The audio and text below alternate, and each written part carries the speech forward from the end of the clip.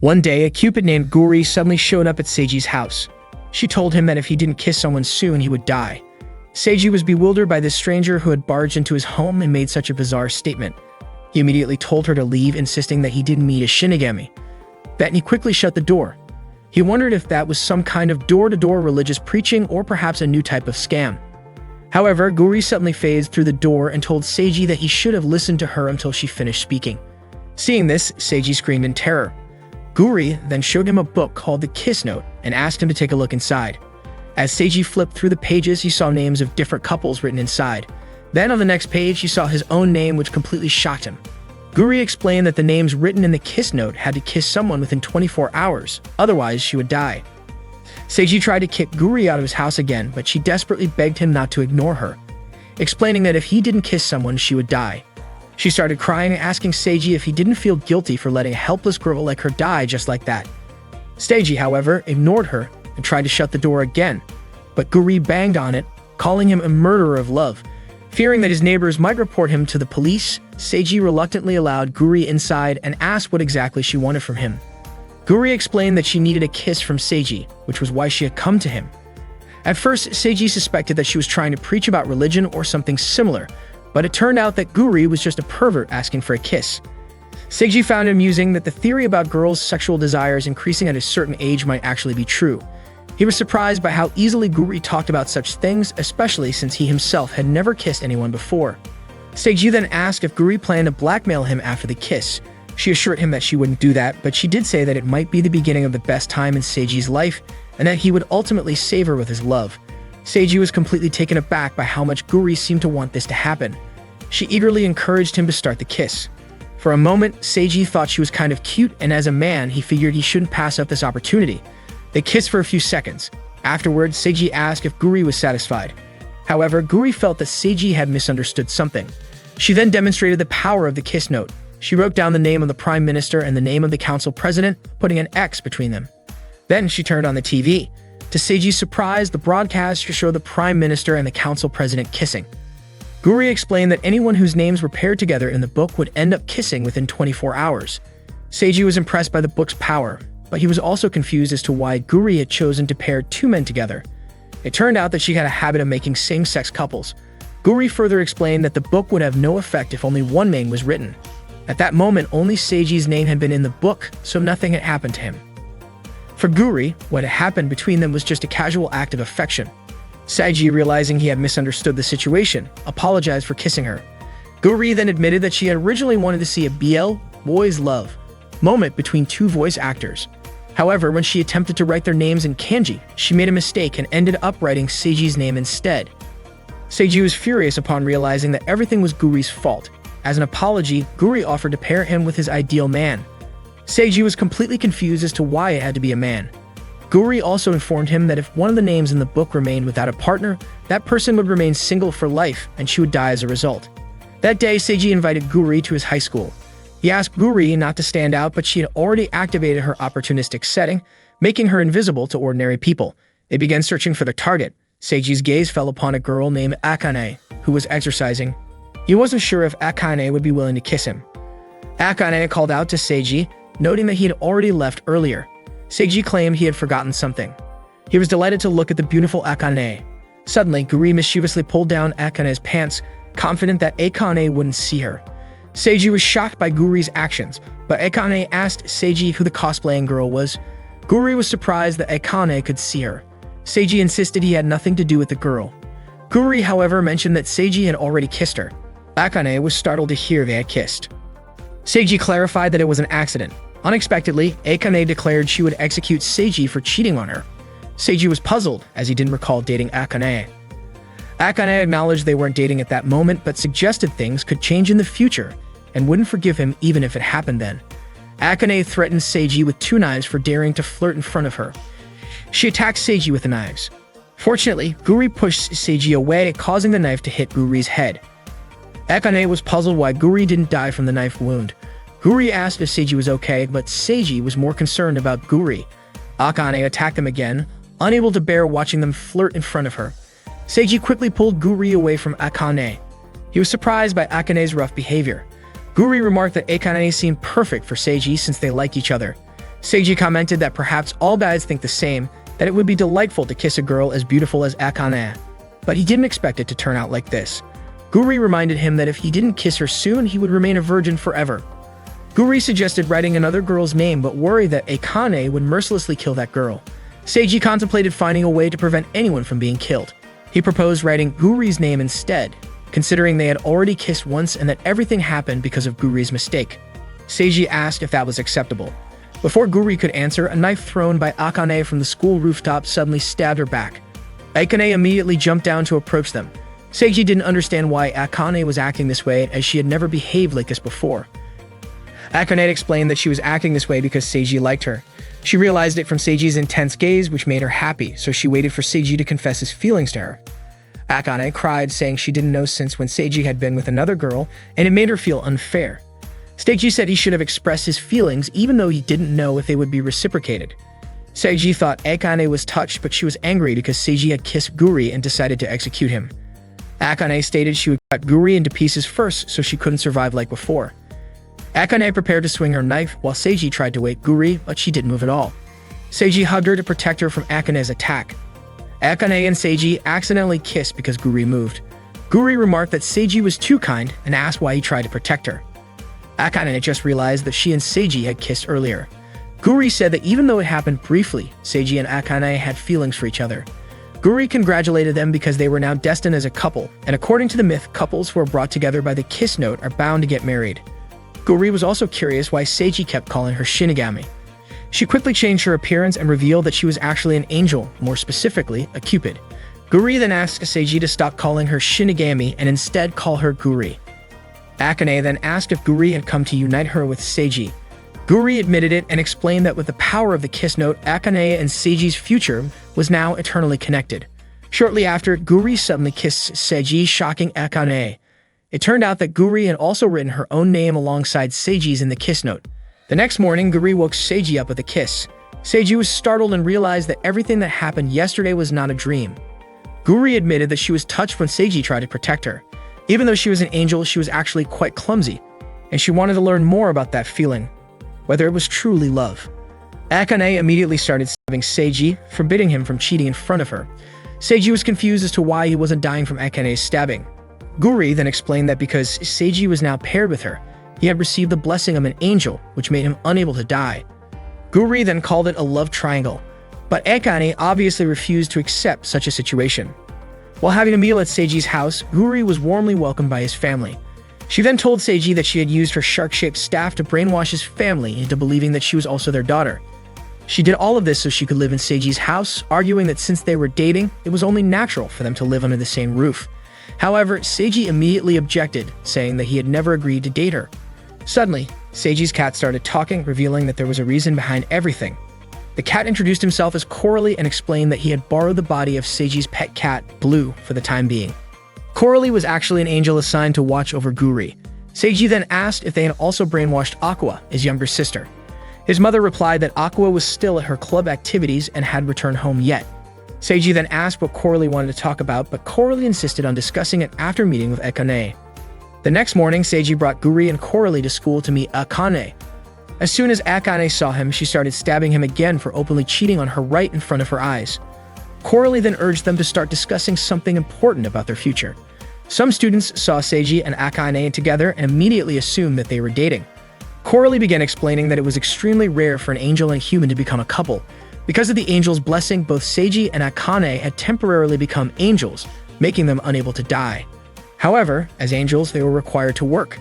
If they refused, they would be sent to hell and lose their souls. This meant that if Guri didn't do her job as a Cupid, both Seiji and Akane would disappear along with their souls. Seiji was furious that Guri had dragged him into such a mess. Coralie then requested that Seiji and Akane help Guri with her duties. Akane, of course, immediately refused. Coralie then stated that if Akane didn't comply, she would lose her soul and would never be able to be with Seiji. Upon hearing this, Akane quickly agreed to do whatever it took to ensure she could be with Seiji in the future. Seiji then asked what they needed to do to help Guri. Guri explained that all they had to do was write in a kiss note, just as she had explained the day before. Seiji, however, snatched the kiss note from her and insisted that Guri shouldn't randomly pair people up. He believed that they should think things through first because love was something truly important. Coralie agreed with Seiji, saying that unlike Guri, who always acted recklessly and had a habit of pairing up random people, especially creating gay couples just for fun, Seiji actually had a rational approach. Because of this, Coralie decided to entrust Seiji with the responsibility of helping Guri. It was time for Coralie to return to heaven. Before leaving, he told Seiji that aside from assisting Guri, he could still live his life as usual. Seiji and Guri were chatting together while Seiji was trying to avoid Akane because the atmosphere in the classroom had become terrifying. Suddenly, Guri kissed Seiji out of nowhere, causing him to immediately push her head away. He reminded her not to do such things without permission. Out of the blue, Yuzu saw them from the top of the stairs. She accidentally slipped and fell right into Seiji's arms. As he tried to catch her, Yuzu told him not to touch her. She believed Seiji was deceiving girls by pretending to be kind. She also accused him of cheating with another girl, despite already being in a relationship with Akane. Without hesitation, Yuzu grabbed the book and left. Seiji told Guri to take it back, but Guri couldn't move because she was too full.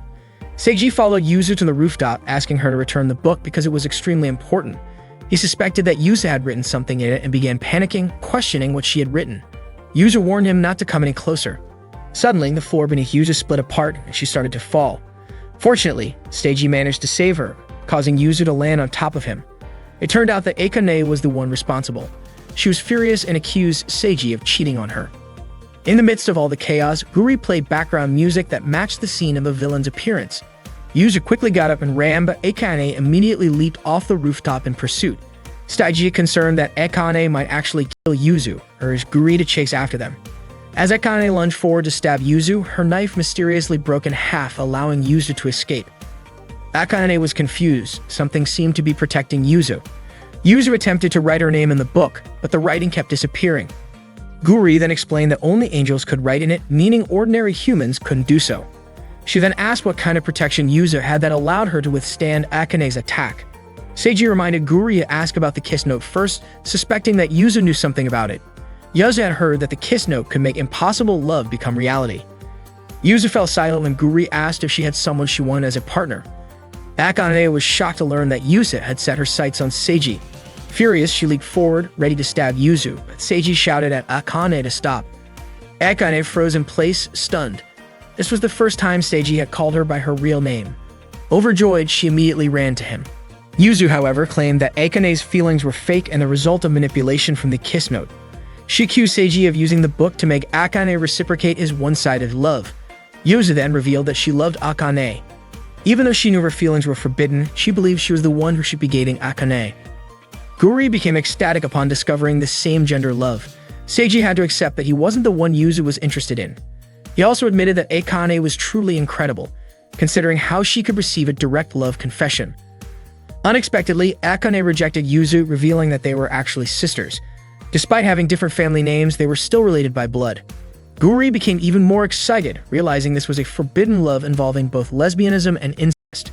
Yuzu pleaded with Akane, calling her big sister, but Akane forbade her from using that term. Yuzu then asked if Akane was rejecting her because they were both women and also siblings. She insisted that Akane's love for Seiji was fake, a result of the kiss note's manipulation. Akane, however, declared that she loved Seiji regardless of the kiss note. Heartbroken, Yuzu questioned what would happen to her own feelings. Suddenly, Guri announced that she had written Yuzu's name in the kiss note. That meant Yuzu was now part of the couple. As an angel, Guri couldn't ignore a girl in love right in front of her. Upon hearing this, both Seiji and Akane scolded Guri. Yuzu then asked if this meant she could now date Akane. Seiji and Akane explained that all of them were now part of the same couple. Guri urged Yuzu to hurry up and kiss Akane. If she didn't want to, she could randomly choose someone among the three of them. Yuzu couldn't believe she finally had a chance to kiss Akane. Overjoyed, she ran toward her, aiming for a kiss. However, she tripped on a rock and accidentally ended up kissing Seiji instead. Witnessing this, Akane immediately prepared both of her knives. That morning, Yuzu's car was parked near Akane's house. She was targeting the trash disposed of by Akane's family. As soon as the trash was taken out, Yosef hurriedly ran to retrieve it. She was so delighted and told her driver, Teru, that she had succeeded again today. Teru suggested that Yuzu should stop rummaging through Akane's family trash every morning. Yuzu was ecstatic while holding a used tissue that Akane had used and sniffed it. The scent of Akane's favorite rose perfume still lingered on the tissue. To her, that tissue didn't belong in the trash, but rather in treasure box. It was time to go to school, but Yuzu hadn't seen Akane leave her house yet. Suddenly, Guri appeared inside Yuzu's car, holding a doll that resembled Akane. Yuzu asked why Guri was suddenly in her car. Guri approached her because she thought Yuzu seemed interesting. At home, Seiji asked his younger sister, Aqua, if she had met Guri yet. Aqua asked who Guri was and didn't understand what Seiji was talking about. Seiji touched Aqua's shoulder and requested that Aqua listen to him occasionally.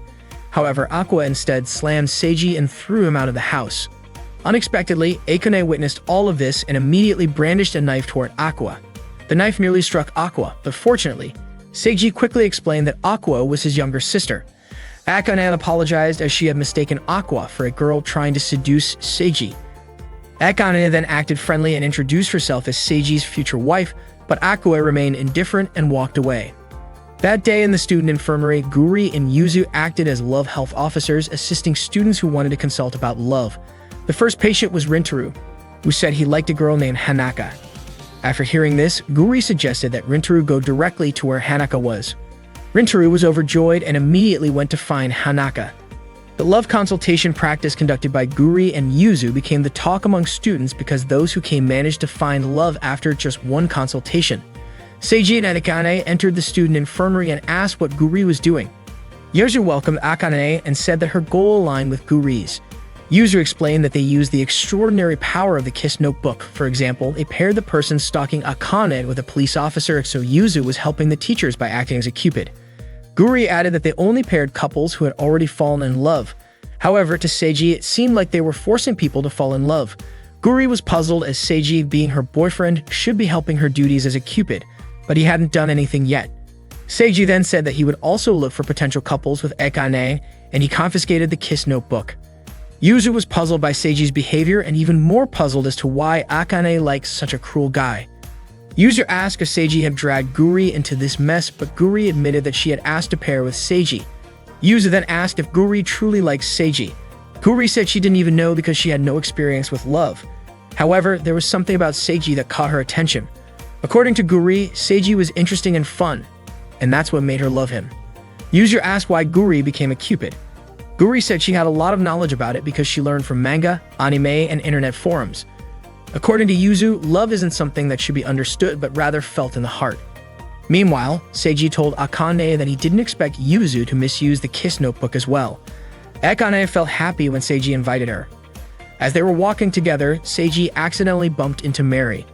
He immediately apologized, but Mary said she was the one who was a bit lost in thought. It was unusual for Mary to daydream, so Akane suspected that Mary might be in love.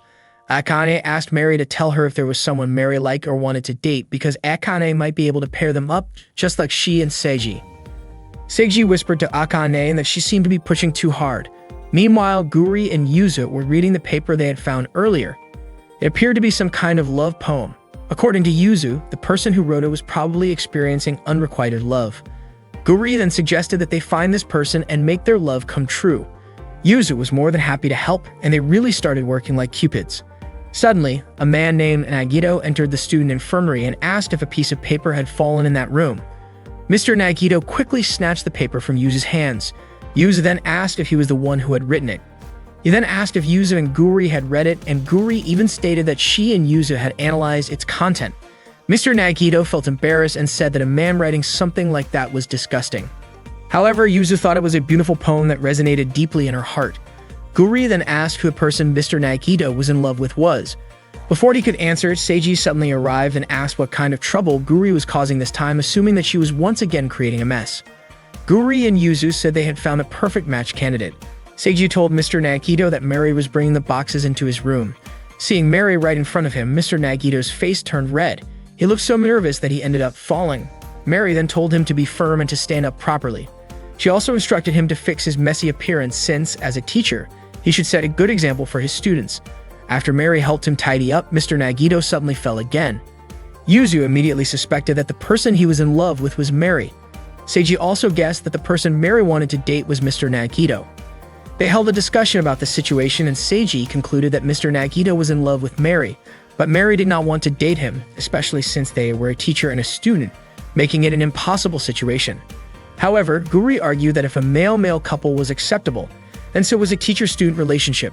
Yuzu and Guri agreed to pair them up, but Seiji believed it would be a huge bother for Mary. Akane, on the other hand, was unsure because if Mary truly did not like Mr. Nagito, she would reject him outright. Guri suggested that they observe Mr. Nagito and Mary's feelings for a while before deciding whether they should push for the relationship. Yuzu was excited about making Mr. Nagito and Mary's love come true. Seiji reminded them that their job was not to make their love happen, but to confirm their feelings. At that moment, Yuzu and Guri brought Mr. Nagito to the audiovisual room and urged him to shout his feelings across the entire school. They wanted him to confess his love for Mary using the microphone. Overwhelmed, Mr. Nagito ran away because he could not do it. Seiji then went to see Mary and ask about Mr. Nagito. He knew it was none of his business, but things would only get more complicated if left alone.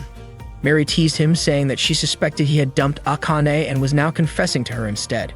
However, she was only joking because she knew Akane would kill him if that were the case. At that moment, Mr. Nagito saw Seiji talking to Mary.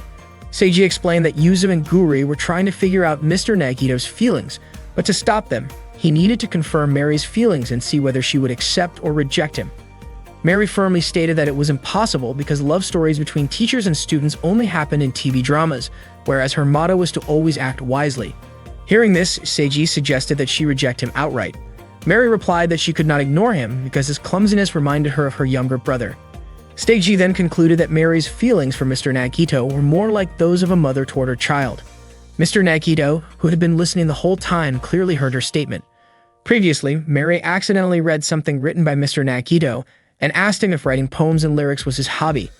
Embarrassed, Mr. Nagito asked her to return the paper because he was about to throw it away. Mary thought it would be a waste to discard it since Mr. Nagito had put so much effort into writing it. She praised him for his incredible ability to create such beautiful sentences. Mr. Nagito then questioned whether it was strange for a man to write something so feminine. Instead of agreeing, Mary gently stroked his hair and told him it was impressive and not weird at all. Unexpectedly, Mary's gesture made Mr. Nagito fall in love with her, but he knew he had to suppress his feelings. Seiji approached Mr. Nagito and expressed concern that Guri and Yuzu might be up to something weird again. Mr. Nagito believed that Yuzu and Guri had given up due to their own helplessness. However, Seiji wasn't convinced since Yuzu and Guri never really thought things through and always caused trouble just for fun. Suddenly, Yuzu ran up to Mr. Nagito and informed him that Mary had been taken hostage in a robbery downtown. However, the whole situation was actually part of a staged performance orchestrated by Guri. Her plan was to turn Mr. Nagito into a brave hero who would rescue Mary from the robbers, which would ultimately make their feelings for each other grow stronger. Guri was confident that Seiji wouldn't complain if she wrote Mary and Mr. Nagito's names in the kiss note. Dressed up as a robber, Guri was still recognized by Mary, but unexpectedly, an actual robbery was happening at the same location. When the police arrived, Guri and Mary ended up being taken hostage by the real robbers. Mr. Nagito, Yuzu, and Seiji arrived at the scene, and Yuzu was shocked to see Guri and Mary being held by real criminals. Seiji was also puzzled to see Guri there with such a strange appearance. Guri commented that maybe this was a case of the hunter becoming the hunted. When Mary saw Mr. Nagito, she casually reminded him that there was a student council meeting that day. Seiji suspected this was all Guri's doing, but she insisted that these were actual robbers. When Mr. Nagito asked if Mary was okay, she told him to just go back to school. Meanwhile, Guri asked Seiji to take a picture of her. The robbers were annoyed that the hostages were just casually chatting instead of feeling distressed like they were supposed to. Guri then told Yuzu that even though their original plan had failed, they should still go ahead with it. Yuzu urged Mr. Nagito to save Mary in a cool and heroic way so that he could touch her heart. She believed that if he did, Mary would return his feelings, and this could be his last chance. However, Mr. Nagito hesitated because the robbers were armed, and he thought it would be better to let the police handle the situation. Yuzu then asked why he had run there in the first place upon hearing Mary was in danger. Wasn't it because he wanted to save her?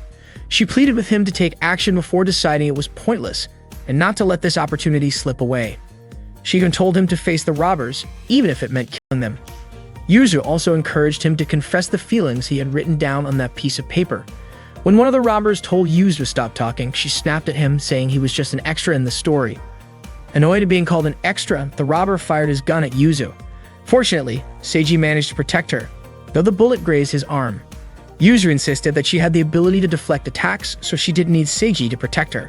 However, Seiji argued that he wasn't going to die and there was no way he would let a girl get hurt. He admitted that it was a strange situation to confess love, but Yuzu had a point. Because of that, he believed Mr. Nagito needed to step up and save Mary. Mary scolded the robber, which made him threaten to shoot her. Mr. Nagito shouted at the robber to let Mary go. Although Mr. Nagito was scared, he was even more afraid that the robber would hurt Mary. His words touched Mary, and she tried to break free from the robber. Mr. Nagito then struck the robber, but his punch was so weak that he felt extremely guilty for resorting to violence. Just as the robber was about to shoot Mr. Nagito, Akane suddenly rushed towards Seiji. Upon seeing that Seiji had been shot by the robber, she immediately kicked both robbers and stomped on their heads. She also managed to knock away the gun that the robber was trying to grab. Akane whispered to the robber that she was the only one allowed to hurt Seiji. Everyone who witnessed the scene felt chills run down their spines. Mr. Nagito then told Mary that although they were teacher and student, one day that status would disappear. What he wanted to say was that he no longer wanted to run away from his feelings. He admitted it might sound selfish, but when the time came, he hoped Mary would give him the chance to express his feelings. Mary responded that this was her intention from the start. She was certain that Mr. Nagito would confess his love once they were no longer teacher and student. However, Mary noted that Mr. Nagito often acted based on emotions, which worried her. She also said that when the time came, she wanted to hear a heartfelt poem from him, and she would wait for it. Seiji and the others were shocked to learn that Mary also had feelings for Mr. Nagito. Mary then reminded Seiji that he should probably stop Akane from torturing the two robbers. After everything was settled, Seiji asked Mary if she was sure about her decision to wait for Mr. Nagito, considering she had previously said she couldn't date him. Mary explained that her plan was to graduate from college and secure a high-paying job since a teacher's salary was low. She also clarified that she never said she didn't love Mr. Nagito. That's why she intended to win his heart gradually. Yuzu then asked Mary why she didn't write her name in the kiss note to make her love come true. Mary admitted that it was a good idea, but sometimes the process was more enjoyable than instantly making it happen. However, she was also surprised that she could hear Mr. Nagito's true feelings. To Seiji, Mary seemed like a little devil who was a master of strategy.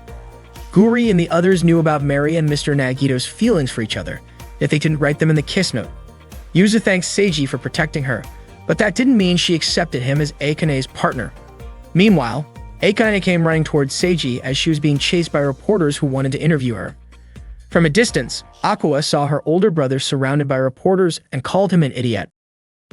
When Aqua was a child, she cried in fear because she couldn't climb down from a tree. At that moment, Seiji came and told her to jump while he would catch her from below. That scene appeared in Aqua's dream last night. In the morning, her alarm clock rang and woke her up. Aqua immediately went to the bathroom to brush her teeth, but she was suddenly startled by Guri, who was completely naked after taking a morning shower. Aqua was understandably confused to see Guri in her house. Guri quickly assumed that the girl in front of her was Seiji's younger sister. She greeted Aqua and introduced herself as Seiji's girlfriend. Suddenly, Seiji entered the bathroom and asked if Aqua had heard Guri's voice. He was shocked to see Guri standing there naked. Guri explained that a divine light was covering her, so people wouldn't actually see anything on her body. Aqua asked Guri if she didn't mind considering that Seiji had another girlfriend. Guri asked if she was referring to Akane and even told Aqua that besides Akane, Seiji had yet another girlfriend. Seiji tried to explain, but Aqua was already annoyed and immediately brushed soap into Seiji's eyes before leaving. Guri then asked Seiji if Aqua hated him. Seiji was also confused because when they were kids, Aqua was cute and always clung to him. Not long after, Guri suddenly disappeared. At school, Seiji was still thinking about Guri. He was worried that she might do something to Aqua. Akane approached him and noticed that he seemed to be thinking about Guri, but Seiji denied it. That afternoon, Akane brought him a homemade lunch and invited him to eat together. Seiji was delighted to see the variety of food Akane had prepared. She was doing her best to be his future wife. When Seiji took a bite, he praised how delicious it was, which made Akane happy. Not long after, she asked what was going on with Guri. Seiji told her that he was worried Guri might do something to Aqua because Guri knew that Aqua hated him. He then asked if Akane and Yuzu were getting along, but Akane apologized and said she didn't want to talk about it. After school, Aqua walked home alone. She hadn't been feeling well since the morning, so she just wanted to rest once she got home. Suddenly, Yuzu approached her and greeted her. Apparently, Guri had told Yuzu about Aqua, and it made her laugh. Yuzu commented that Seiji deserved to be hated by his own little sister. Guri introduced Yuzu to Aqua and mentioned that Yuzu was also Seiji's girlfriend. Aqua was shocked to hear that. Yuzu explained that it was out of her control. Yuzu was sure that Aqua knew a lot about Seiji's bad behavior. She asked Aqua to tell her everything, hoping that it might help Akane realize the truth. Yuzu was convinced that Seiji was a pervert, lazy, and rude at home. She also believed that Aqua must have suffered a lot having a brother like him. Annoyed, Aqua snapped at them, saying that they knew nothing about her brother and should stop acting like they did just because they had only known him for a short while. Suddenly, a demon appeared before them. Yuzu was immediately terrified because it was Stolas, the demon who had been sealed away after attacking children years ago. Yuzu panicked and ran away in fear. Guri asked Aqua if she believed in things like demons, and to her surprise, Aqua also looked terrified and immediately ran off. Stolas started chasing her. Guri was surprised and thought the whole situation was interesting. Meanwhile, Yuzu kept running and almost tripped, but fortunately, Seiji caught her just in time. Yuzu insisted that she never needed Seiji's help, and even if he acted nice to her, she would never thank him. She then explained that she had been with Guri and Aqua when Stolas suddenly appeared and that Aqua was still there. Hearing this, Seiji panicked and was about to run to find Aqua, but Yuzu stopped him, saying it was too dangerous. Embarrassed, Yuzu clarified that she wasn't worried about Seiji, she just didn't want anyone to get hurt. Seiji thanked her, but he still chose to go and rescue Aqua. At that moment, Aqua was perched atop a tree, reminiscing about her childhood with Seiji. Suddenly, Stolas' voice approached. Guri discovered Aqua hiding in the tree and noticed that Stolas was, in fact, a penguin. She wondered why people were frightened of Stolas, having previously imagined him as terrifying. Aqua warned Guri to stay away, insisting that despite his appearance, Stolas was truly malevolent. Guri suggested that approaching animals without fear might open their hearts. She attempted to charm and approached Stolas, but he attacked her. Stolas disliked Guri touching him without permission. He declared his intention to fulfill his long-held desire, approaching the tree and proposing to mate with Aqua. Shortly after, Seiji arrived, inquiring about her well-being. Aqua questioned why Seiji was there. He explained that he became concerned upon hearing of Stolas' appearance, knowing Stolas always pursued Aqua, and he intended to rescue her. Aqua insisted that Seiji shouldn't interfere in her affairs, but he asserted that as her older brother, it was natural for him to protect her when she's in trouble.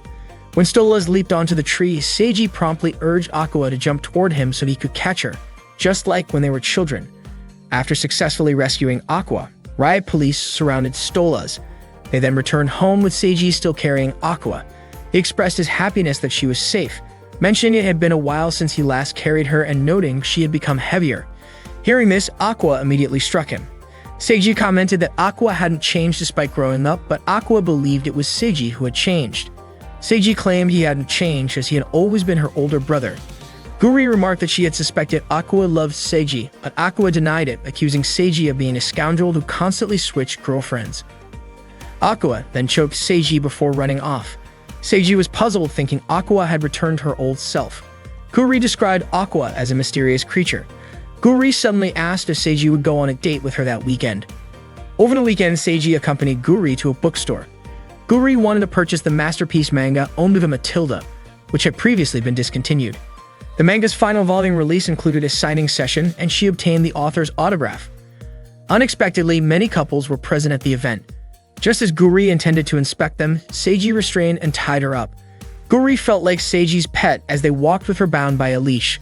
Noticing other couples holding hands, Guri held Seiji's hand to appear as a romantic pair. She suggested they enjoy themselves that day since they were on a date. Filled with excitement, Guri ran swiftly, pulling Seiji along and exhausting him. Seiji observed a couple being affectionate on a park bench, contemplating that this was how an ideal couple should be. In contrast, Guri identified an ideal couple when she saw two men holding hands. Just as Guri attempted to write their names in the book, Seiji stopped her.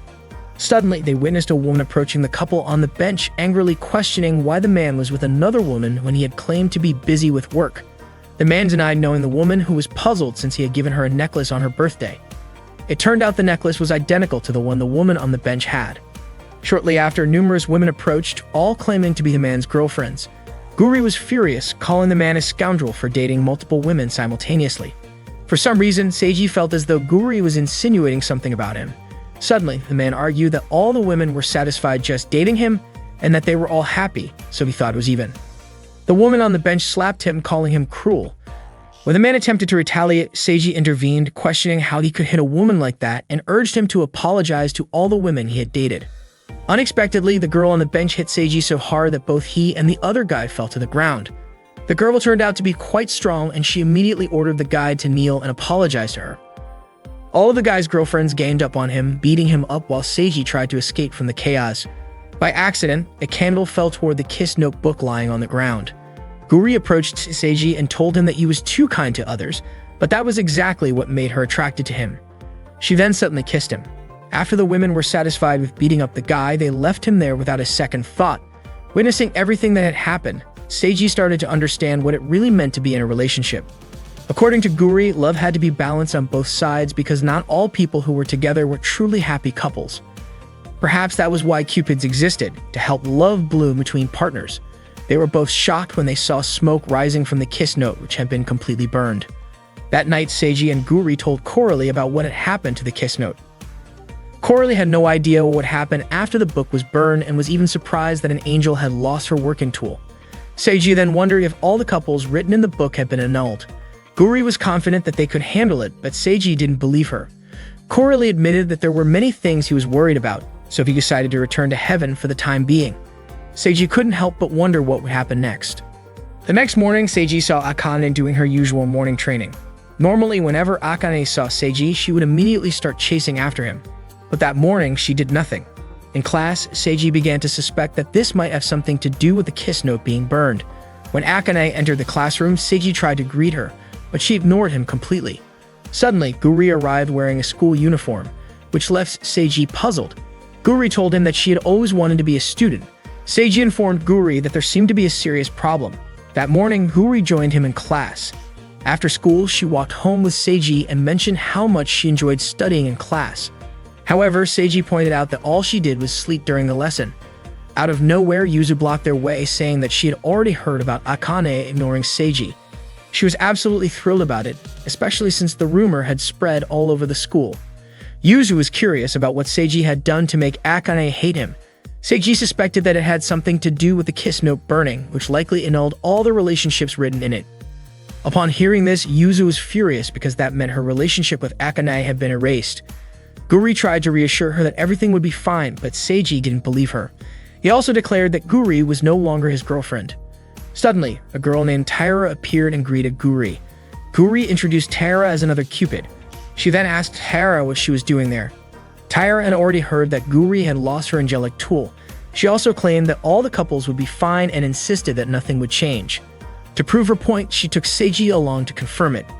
They observed a criminal couple and a police officer breaking up, but then the officer chased after the criminal and kissed him right away.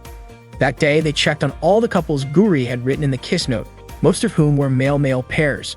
Surprisingly, all the relationships seemed to be doing just fine. Seiji finally realized that the kiss note burning had no effect at all. Taira explained that the kiss note indeed forced people to become a couple, but its function was merely to create opportunities.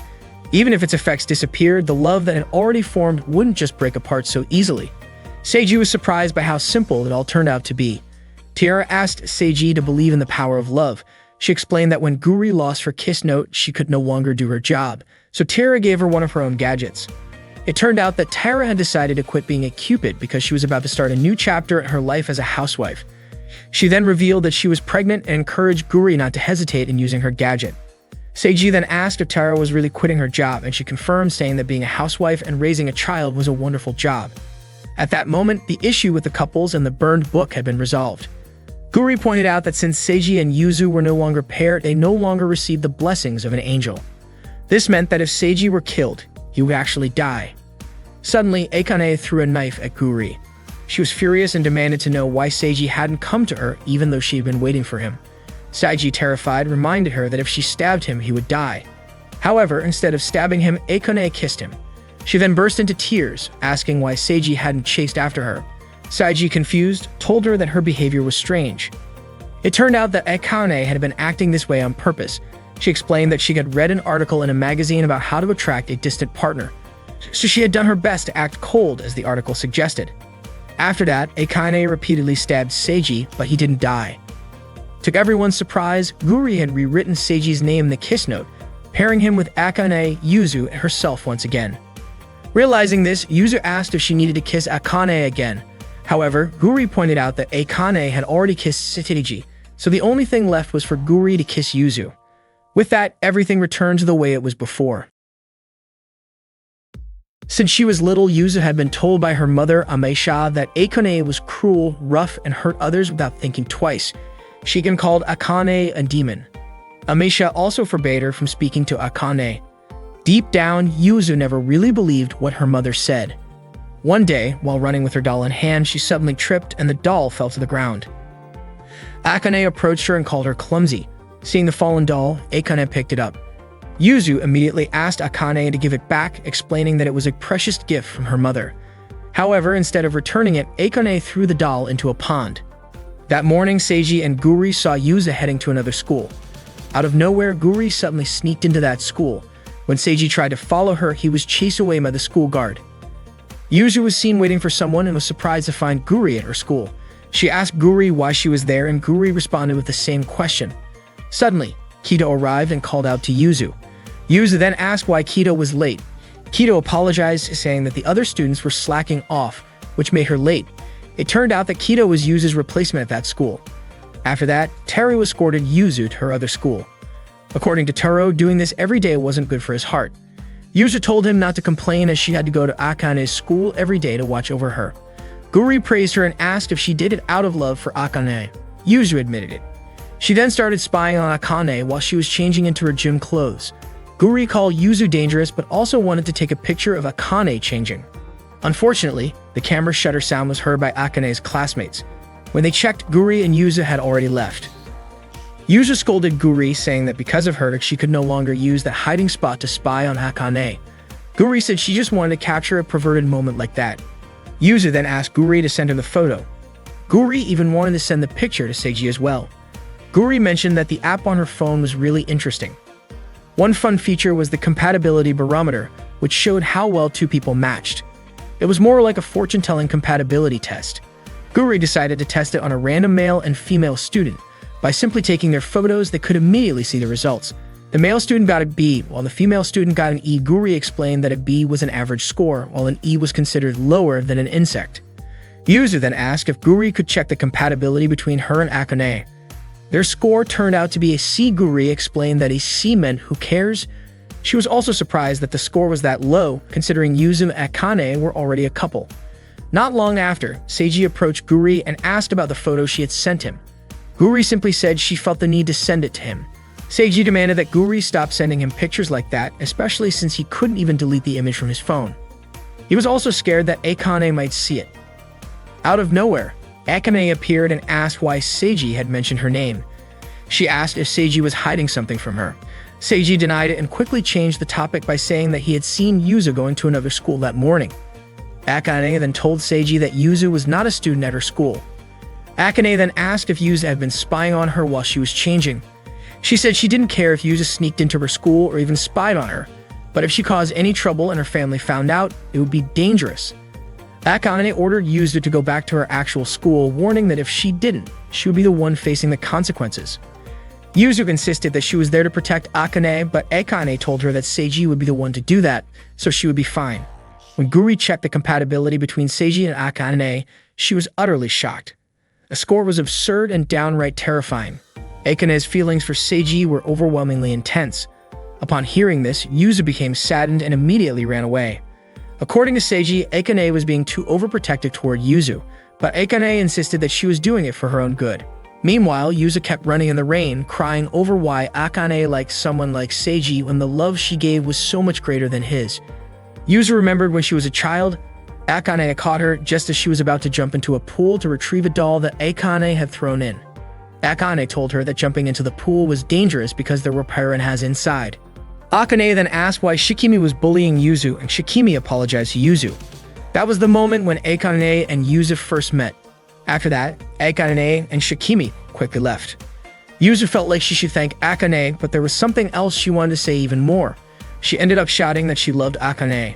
Akane turned around and called her a strange child. Yuzu had never felt anything like that before, and she was sure it had to be love. As she stood alone by the lake, still heartbroken, Yuzu wondered why her feelings weren't returned by Akane. Was it because she wasn't a boy? Or was it because she was Akane's little sister? Even though Akane and Yuzu managed to overcome that obstacle and became a couple, nothing really changed. Suddenly, a middle-aged man approached and asked what Yuzu was doing there without an umbrella. He kept getting closer and offered to take her home. Terrified, Yuzu immediately used her power, tearing the man's umbrella and clothes. The man was so scared that he ran away, but to her surprise, her power also ended up splitting the ground beneath her. Yuzu lost her balance and fell into the lake, sinking beneath the water. Fortunately, Seiji quickly grabbed her hand and pulled her out. As soon as she regained consciousness, Yuzu started hitting Seiji, demanding that he let her go. After finally calming down, Yuzu stood in the lake, realizing it was actually shallow. She then asked why Seiji had come after her. It turned out Seiji was worried about her because Akane had said something rather harsh. Yuzu admitted that Akane's words were true. She had sneaked into Akane's school and chased away every boy who tried to get close to her, all for the sake of her own feelings. Yuzu thought that by staying near Akane, maybe one day she would finally be noticed. But instead of receiving Akane's love, Seiji suddenly appeared and stole her heart. Yuzu couldn't understand why Akane would love someone like him. Seiji was also confused because Akane had never shown any signs of liking him in the past. Hearing that, Yuzu slapped Seiji, making him fall back into the lake. She told him that was exactly why she hated him. Yuzu was frustrated that Seiji was in a position that would make anyone jealous, yet he remained so humble. She thought he should at least show a little pride. What angered her the most, though, was that no matter what she did, she couldn't make Akane see her or make her smile. Yuzu declared that she wouldn't give up and that she would never hand Akane over to someone like Seiji. She also promised she wouldn't lose to him. Then she told him to forget everything she had just said. But to her surprise, Seiji reassured her that there was nothing to worry about, even calling her strong. In his opinion, someone who could get back up after recognizing their weaknesses was someone strong and admirable. Yuzu was baffled. Why was he complimenting the very person who had just declared war on him? Suddenly, Akane appeared, bringing an umbrella. Yuzu was thrilled that Akane had come all the way there to bring her one, but it turned out Akane had only done it because Seiji asked her to. Akane then helped Seiji out of the lake and held the umbrella over him. Yuzu declared once again that she loved Akane, even if Akane was annoyed by her, rejected her, or even hated her. No matter what, she would always protect Akane. Akane simply told her to do whatever she wanted. Hearing that, Yuzu felt a little happy. She also thanked Seiji for what he had said earlier. Out of nowhere, Guri showed up to check the compatibility between Yuzu and Seiji. To their surprise, the result was quite high, even though Yuzu insisted that she hated him. The next morning, Seiji caught the flu and felt cold after getting soaked in the rain the day before. He asked Guri to get off his shoulders because he was sick, but Guri said that the flu wouldn't kill him since he was immortal at that moment. Seiji mentioned that they needed to find the next potential couple because he didn't want to make Coralie angry. Suddenly, a girl named Shikimi approached them and asked if they were experts in matchmaking. She had heard that Seiji and Guri were offering love consultation services in the student infirmary. Shikimi then asked them to listen to her request. The three of them went to the library for the consultation. Shikimi explained that there was someone she liked and she couldn't get them out of her mind. She was certain that Guri and Seiji could help her turn that person into her partner. Guri assured her that as long as there were no major mistakes, Shikimi could be with that person and was even guaranteed to marry them. She also revealed that she was an angel. Guri explained that if Shikimi entered her name and the name of the person she liked into Guri's phone, it would become a couple. Unfortunately, Shikimi didn't know the person's name, but she hadn't been able to forget them since the first time she saw them. Guri understood the feeling and got excited about pairing Shikimi with her crush. When Guri was about to contact Yuzu and Akane, Shikimi said she felt embarrassed talking about it since it was her first time experiencing such emotions, so she wanted to keep it a secret. Seiji then said that he and Guri would look for the person in question and would contact Yuzu and Akane if necessary. Before leaving, Seiji invited Shikimi to meet again after school. Shikimi handed Guri a manga that had fallen, and it turned out that they both liked the same author. Guri was thrilled and asked Shikimi to be her friend, promising to make her love story come true. During class, Seiji sneezed several times. Akane, worried, checked his forehead and noticed he was running a fever. She suggested that he go to the student infirmary, but Seiji insisted that he was fine. After school, Seiji met up with Shikimi, but Guri had not arrived yet. Since they didn't have much time, they decided to go ahead and visit the last place where Shikimi had seen the person she liked. As they walked, Shikimi asked if Seiji was really dating Akane, Guri, and Yuzu. Seiji admitted that it was true, but insisted that it was completely out of his control. He explained that his 3 girlfriends constantly caused problems, got mad at him, and even stabbed him, which had become part of his daily life. Hearing this, Shikimi asked if he was okay. Seiji replied that even if he was badly injured, he wouldn't die. He speculated that it was because being with Guri had made them immortal. Seiji suddenly realized that he shouldn't have said that. Shikimi smiled, unsure if it was a good or bad thing, but she found it quite interesting. Seiji appreciated how Shikimi listened to him without mocking him and genuinely seemed to understand his feelings. To him, she truly seemed like a good person. Meanwhile, Guri arrived at their meeting spot but didn't see anyone. She recalled that Shikimi had asked her to bring her recommended BL books. When Guri reached for her phone to call, she realized it was missing. Shikimi led Seiji to a secluded area. Seiji started doubting whether anyone was really there, even wondering if the person Shikimi liked was a ghost. Gathering his courage, he asked what the person she liked was like. Shikimi described them as being about Seiji's height, having the same hair as Seiji, and having an average-looking face. Seiji accidentally stepped on something sticky, causing him to become trapped. Shikimi then smiled and revealed that the person she liked was Seiji himself. Meanwhile, Akane learned from Guri that Seiji had gone off with another girl. Yuzu urged Guri to call him, but Guri had lost her love phone. Akane grew even angrier, remembering how she had told Seiji to go home quickly so his flu wouldn't get worse. Hearing this, Yuzu speculated that Seiji might have gotten sick from being in the rain the previous day.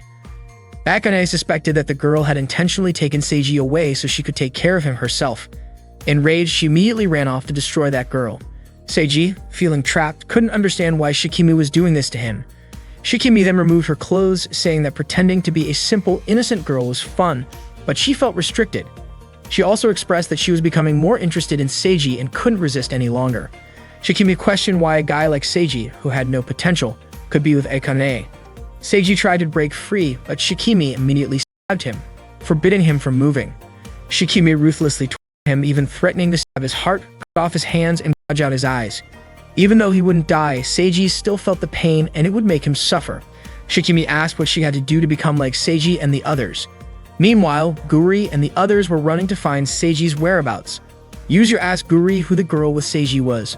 Guri tried to remember and mentioned the name Shikimi. According to Guri, Shikimi was a very nice person and had a lot in common with her. Akane was shocked to hear this. At that moment, Seiji continued to be tortured by Shikimi. Seiji's painful cries truly aroused Shikimi, and she was about to kiss Seiji. At that moment, Seiji was being held captive by Shikimi in a deserted, empty building. There, Shikimi mercilessly tortured Seiji, deliberately inflicting pleasurable pain as her special service. Shikimi wanted Seiji to tell her what attracted him to Akane. Seiji then asked who Shikimi really was. Suddenly, Akane arrived and broke through the wall, stating that Shikimi was her cousin. Seeing Akane's arrival, Seiji quickly clarified that there was no misunderstanding between them. Akane immediately swung a knife towards Shikimi.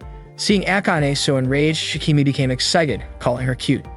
Akane scolded Shikimi for always being interested in others' precious belongings and trying to steal them.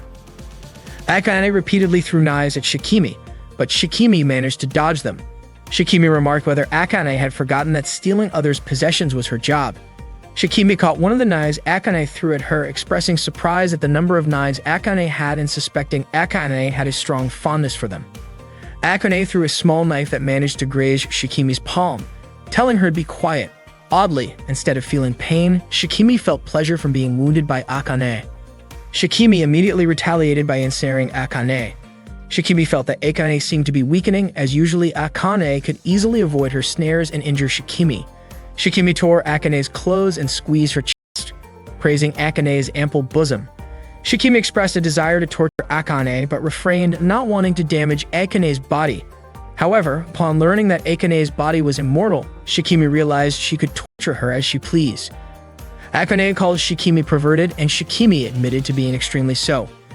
Shikimi said that Akane looked truly adorable when angry. Shikimi indeed loved stealing others' possessions but preferred destroying those precious things right before their owner's eyes. Yuzu then arrived at the scene, shocked by what she saw. Yuzu pleaded with Shikimi not to be cruel to Akane. Shikimi laughed at the trembling Yuzu, knowing Yuzu was still afraid of her. Just as Shikimi was about to touch her, Yuzu managed to activate her shield. Shikimi noted that Yuzu had become better at controlling her abilities and stronger, while someone she had hoped for had become weaker. Shikimi commented that a weapon princess needing a shield was not cool. Suddenly, Seiji broke free from Shikimi's trap. Shikimi turned to ensnare Seiji again, but Akane forbade it, threatening to kill Shikimi if she harmed Seiji. Seiji wondered why Shikimi and Akane hurt each other when they were cousins. Shikimi asked if Seiji didn't know anything despite dating Akane and Yuzu. Shikimi laughed, intending to tell Seiji something, but Akane forbade it, not wanting Seiji to hate her if he found out looking pitiful. Shikimi was annoyed seeing Akane express herself like an ordinary girl, not like the Akane she knew, calling her disgusting and ugly because, in her opinion, a feminine Akane was not cute at all. Shikimi intended to torture Seiji to make Akane return to her former self. Suddenly, Guri arrived in a strange costume, saying she had won it from a lottery at the shopping area. She asked if they were having a girls' party. Shikimi immediately hugged Guri, but Guri didn't recognize her. Shikimi quickly put on her wig, and Guri then realized who she was. Shikimi claimed to be an expert in disguise. Shikimi apologized to Guri for leaving earlier because she wanted to surprise her two cousins, Akane and Yuzu. Guri then learned about this. Shikimi showed the love phone and was about to ask something. Seiji wanted to tell Guri not to talk to Shikimi, but Shikimi immediately restrained Seiji and covered his mouth. Additionally, she also covered Akane and Yuzu's mouths. Shikimi claimed that she had found the love phone when Guri dropped it, but in reality, she had stolen it. Shikimi asked how to create a couple using the love phone. Guri explained that the phone would not work unless an angel wrote in it. Shikimi then returned the phone to Guri, and Guri asked if Shikimi already knew the identity of the man she liked. Shikimi revealed that she liked Seiji, but she also loved Akane and Yuzu, so she wanted to be part of the couple that Guri had created. Seiji tried to scream, but it was useless because the restraint around his mouth was too tight. He was extremely worried that Shikimi would tell Guri this and that Guri would immediately accept her request. Shikimi pleaded with Guri to add her name to the couple alongside Seiji and the others, but Guri outright refused. According to her, Shikimi did not possess love. Shikimi insisted that she loved Seiji, Akane, and Yuzu. She then asked what love truly was. Guri admitted that she did not fully understand it, but the love that Akane and Yuzu had felt warm, while Shikimi's felt empty. Shikimi turned around and was about to restrain Guri when suddenly her phone rang. She quickly answered it. It was Akane's mother calling to ask about Akane, but Shikimi claimed that she had not seen her. Shikimi informed the others that she had been ordered to return home and that she would join them again next time to steal Seiji and everything belonging to Akane and Yuzu. She then approached Akane and told her that she was Shikimi's favorite toy. After that, she kissed Yuzu and told her to become even stronger. Shikimi then left them all behind. Guri quickly helped free everyone from Shikimi's restraints. Akane approached Seiji to ask if he was okay. Seiji replied that he was feeling a little dizzy. Akane then placed his head on her lap and apologized for involving him. Seiji admitted that it was a little scary, but he was sure Akane had her reasons. Akane thanked Guri for rejecting Shikimi's request. Suddenly, Guri announced that she had to record this moment because it was so rare for Akane to be nice to her. Just as Akane was about to say something, Seiji suddenly stopped moving. Guri immediately checked on him and realized that Seiji was not breathing. At that moment, Seiji's spirit was in heaven. He did not expect to find himself in a foggy place with a soft and shimmering atmosphere. He was also confused as to why there was an angel ring above his head. He wondered if he had actually died. Suddenly, Coralie appeared and told him that he was indeed dead. Seiji was shocked to see Coralie's true form. Coralie quickly transformed into a cat. Seiji asked Coralie what was happening since he had just been with Guri and the others. Wasn't he supposed to be immortal? Coralie was about to explain but said that he needed to take Seiji to the god's chamber first. Seiji entered a room that resembled a living room. He was curious about who the god really was. Suddenly, the god fell from the ceiling. Seiji asked if that old man was actually a god. The god immediately hugged Seiji and asked him to call him father. It turned out that the god was Guri's father. Meanwhile, Akane was crying and begging for Seiji to wake up. Yuzu suspected that Seiji's fever had gotten worse and blamed herself. Akane, on the other hand, planned to commit suicide so she could follow Seiji. Suddenly, Guri suggested that they try something. Akane agreed and was willing to do anything to bring Seiji back to life. Guri proposed that they give Seiji a kiss, like the one used to wake up a sleeping princess. Akane immediately kissed Seiji, but even after a while, he did not come back to life. Guri then stated that a living person would definitely die if kissed like that for 15 minutes straight. It was Guri's turn to give him a kiss. At first, Akane refused, but to save Seiji, she eventually allowed it. She turned her back and urged Guri to finish it quickly. However, just as Guri was about to kiss Seiji, Akane suddenly stabbed her in the head. Meanwhile, the god displayed a video of Guri, commenting on how serious her expression was, and then he started kissing the television. Seiji couldn't believe that someone like that was actually a god, let alone Guri's father. Taira arrived, bringing drinks for Seiji and the god. The god requested sake, but Taira scolded him and insisted he drink what she had brought. Coralie then reminded Taira to be more respectful when speaking to the god. Seiji found the place to be incredible, yet he did not feel nervous at all. He then asked if, since the god was Guri's father, Guri also had a mother. Coralie questioned why Seiji would ask that, but Tara answered saying that Guri's mother left because the god was unfaithful. The god, however, argued that he wasn't cheating, he simply loved everyone. Taira explained that there was a reason Seiji was brought there. The god wanted to speak with him directly and therefore had to have him die first. The god then asked Seiji what he would do if he were told that Guri would become the next god. Seiji replied that for the sake of all humanity, that should never happen. The god explained that being a god must be passed down through generations. Before Guri could become a god, there was something important she needed to have. The god wanted Seiji's help in teaching Guri about love, as love was the most crucial element needed to become a god. That was why he employed Guri as a cupid, but she ended up spending most of her time playing around instead. The god stated that something had changed ever since Guri met Seiji. As her father, he would be happy if Guri had the opportunity to grow, even if it was alongside an ordinary human. At that time, Guri still didn't understand love, but the god asked Seiji to take care of his daughter. Coralie warned the god not to bow before a human, but Tara took a picture of him doing so. Suddenly, a man appeared, calling the god troublesome. He claimed that the god was foolish for expecting his daughter to become a god by learning from a human. Seiji asked who he was, and the man introduced himself as the Demon King. The Demon King then asked if Seiji was Guri's boyfriend, saying that Seiji was nothing special and must be overwhelmed by everything happening. He tried to persuade Seiji to reject the god's request, suggesting that he must want a peaceful life. The god was confident that Seiji wouldn't be swayed by the Demon King's words, claiming that the Demon King was only after Guri. The Demon King admitted that he wanted Guri to fall into hell and switch careers to become a demon, because she was simply too adorable. In his opinion, cunning and captivating girls were extremely popular in hell, and if Guri held power there, the number of new demons would increase significantly. He argued that Guri was better suited to freely doing evil rather than becoming an angel. The god was furious, insisting that Guri shone brightly and that she was an angel. He warned that he would get angry if the Demon King kept talking that way. A fight then broke out between the god and the Demon King. Seiji suddenly voiced his opinion, saying that he felt Guri wouldn't want to do either of those things because she would likely get bored after just one day. According to him, Guri's life priority was always doing whatever she wanted, and she was not the type to listen to others. He then apologized for his rude remark, but the god admitted that Seiji was right. He had even forgotten that Guri had such a free-spirited nature. The Demon King stated that his plan didn't necessarily have to happen immediately. The god, on the other hand, expressed his happiness that a kind human like Seiji was genuinely looking out for Guri. Seiji's time in heaven had come to an end. The god warned that if he stayed too long, he wouldn't be able to return. He apologized for summoning Seiji so suddenly, explaining that he had really wanted to meet him. His Seiji was Guri's first love. As a god and a father, of course, he was curious about the kind of person who became Guri's first love. God assured Seiji that he didn't need to worry because neither he nor the Demon King would interfere with him directly. He also advised Seiji to enjoy his youth with the girls as much as he wanted, but warned him not to do anything perverted. Meanwhile, Akane was chasing after Guri simply because Guri had tried to kiss Seiji to save him. Akane continued to pursue Guri while throwing knives at her, but Guri just laughed because it seemed like Akane had gone back to being her usual self. Earlier, Akane had seemed gloomy due to the incident with Shikimi. Moreover, Akane thanking Guri was not something she would normally do. Yuzu tried to remind them not to fight because it was not the right time for it. She then looked at Seiji, who was lying motionless. She thought that waking someone up with a kiss only happened in fairy tales, but if that was what it took to bring Seiji back, she had to give it a try. Yuzu didn't actually want to do it, but she convinced herself that it was just compensation and also for the sake of her pride.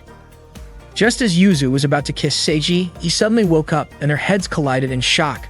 Akane immediately rushed to hug him, feeling incredibly relieved that Seiji hadn't died. Guri welcomed Seiji back and said he had come back to life. She then asked him how heaven felt, which left Seiji confused about how Guri even knew about it. It turned out that when Seiji died, Guri realized that he must have been in heaven. She then asked how her father was doing there.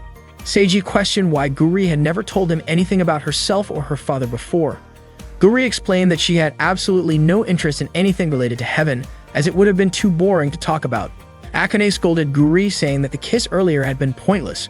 Guri responded by saying that Seiji had returned safely, and that Akane was back to normal, meaning the problem was solved. Seiji then wondered if he could actually teach Guri about love. That day, Seiji asked Aqua about her summer vacation plans. Aqua said she would be busy with her club activities. Initially, Seiji had wanted to invite her to the beach, so Aqua decided to join him. However, it turned out that they were going together with Guri, Akane, and Yuzu as well. They all took the train together, looking cheerful, though Aqua seemed slightly indifferent. When they arrived at the beach, the sky was bright and clear, and the girls changed into their swimsuits. Unfortunately, Guri was just playing a game under the umbrella. Seeing this, Seiji asked why she seemed so unenthusiastic. Guri said that she hated hot places, and besides, water and sand were dangerous for her game console. Seiji called her a homebody. Not long after, Akane approached Seiji and asked what he thought of her swimsuit. Seiji complimented her, and Akane was happy to hear it. Seiji kept staring at Akane's exposed chest. Seeing this, Yuzu called him a pervert for looking at Akane with such a lustful gaze and immediately poked his eyes. However, Akane admitted that she had bought that swimsuit just so Seiji would look at her. Seiji then turned his attention to Yuzu and told her she looked cute, but Yuzu poked his eyes again. She was annoyed and assumed Seiji must have said the same thing to every girl wearing a swimsuit. Akane invited Aqua to swim together since Seiji had told her that Aqua loved swimming. However, Aqua indifferently said she wanted to swim alone. Seiji found it odd considering it was Akane who had suggested going to the beach in the first place.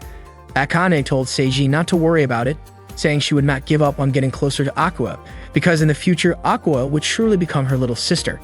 Seiji and Akane played together at the beach, while Yuzu looked scared and was wearing a flotation device. Seeing Yuzu hesitate to go into the water, Seiji asked if she did not actually like the beach. Yuzu admitted that she could not swim. Seiji reassured her, saying she would be fine since she had a flotation device. Yuzu gathered her courage and, trembling, took a step into the water. Akane called out to Aqua, but Aqua immediately turned her face away. Meanwhile, a police officer was applying sunscreen to his gay partner's body, and the sight of it made Guri happy. Seiji was confused as to why Guri was not playing at the beach and asked her what she wanted to eat. Guri said she wanted shaved ice, grilled squid, pork, corn, shellfish skewers, a hot dog, and roasted sweet potatoes. Suddenly, a volleyball rolled near Guri, and two girls asked her to throw it back. Guri assumed they were lesbians and immediately threw the ball, but it ended up hitting Akane's chest and bounced back hard toward her. Akane then challenged Guri to a match. Guri accepted the challenge and quickly changed outfits. Meanwhile, Seiji was waiting in line to buy shaved ice. To his surprise, the vendor turned out to be Shikimi. Shikimi apologized for what happened before, but Seiji could not forget the cruel torture she had put him through. Shikimi pointed out that the wounds on Seiji's hands had already healed and admitted that she really wanted to save his heart. Naturally, Seiji stopped her. Shikimi then unbuttoned her shirt and said she wanted to thank Seiji with her body. Seiji quickly pushed her away and told her that a woman should not offer her body to a man so easily. Shikimi called Seiji boring, saying his sense of pride was too high for a virgin. She wondered why Akane even liked such a boring guy and claimed that Akane was not as fun as she used to be. Shikimi then talked about how, when Akane was a child, she never got angry or laughed. She used to look adorable as she stared people with her cold stare, as that was how she was raised by her mother. Shikimi then asked Seiji if he wanted to know more about Akane's family. At that moment, Akane and Guri were playing a volleyball match, going all out with such intensity that they sent people flying around them. Yuzu protected herself with the barrier she had and shouted, warning them that their match was dangerous. Aqua saw the whirlwind from the sea and could not believe how fierce Akane was. She recalled the first time Akane introduced herself as Seiji's future wife. To Aqua, it was ridiculous, and she thought Seiji had terrible taste. Not long after, she felt something swim past her at high speed, but she could not even tell what it was. It turned out to be Stolas. Just as Stolas was about to approach Aqua, a volleyball hit him. Akane rushed over to help Aqua and brought her to the shore. Yuzu asked what had happened to Aqua since her clothes were torn. Soon after, Stolas appeared, causing Yuzu and Aqua to tremble in fear. Akane declared that she would not allow Stolas to lay a finger on her future sister-in-law. Stolas and Akane prepared for battle. Meanwhile, Shikimi was talking to Seiji about Akane's family.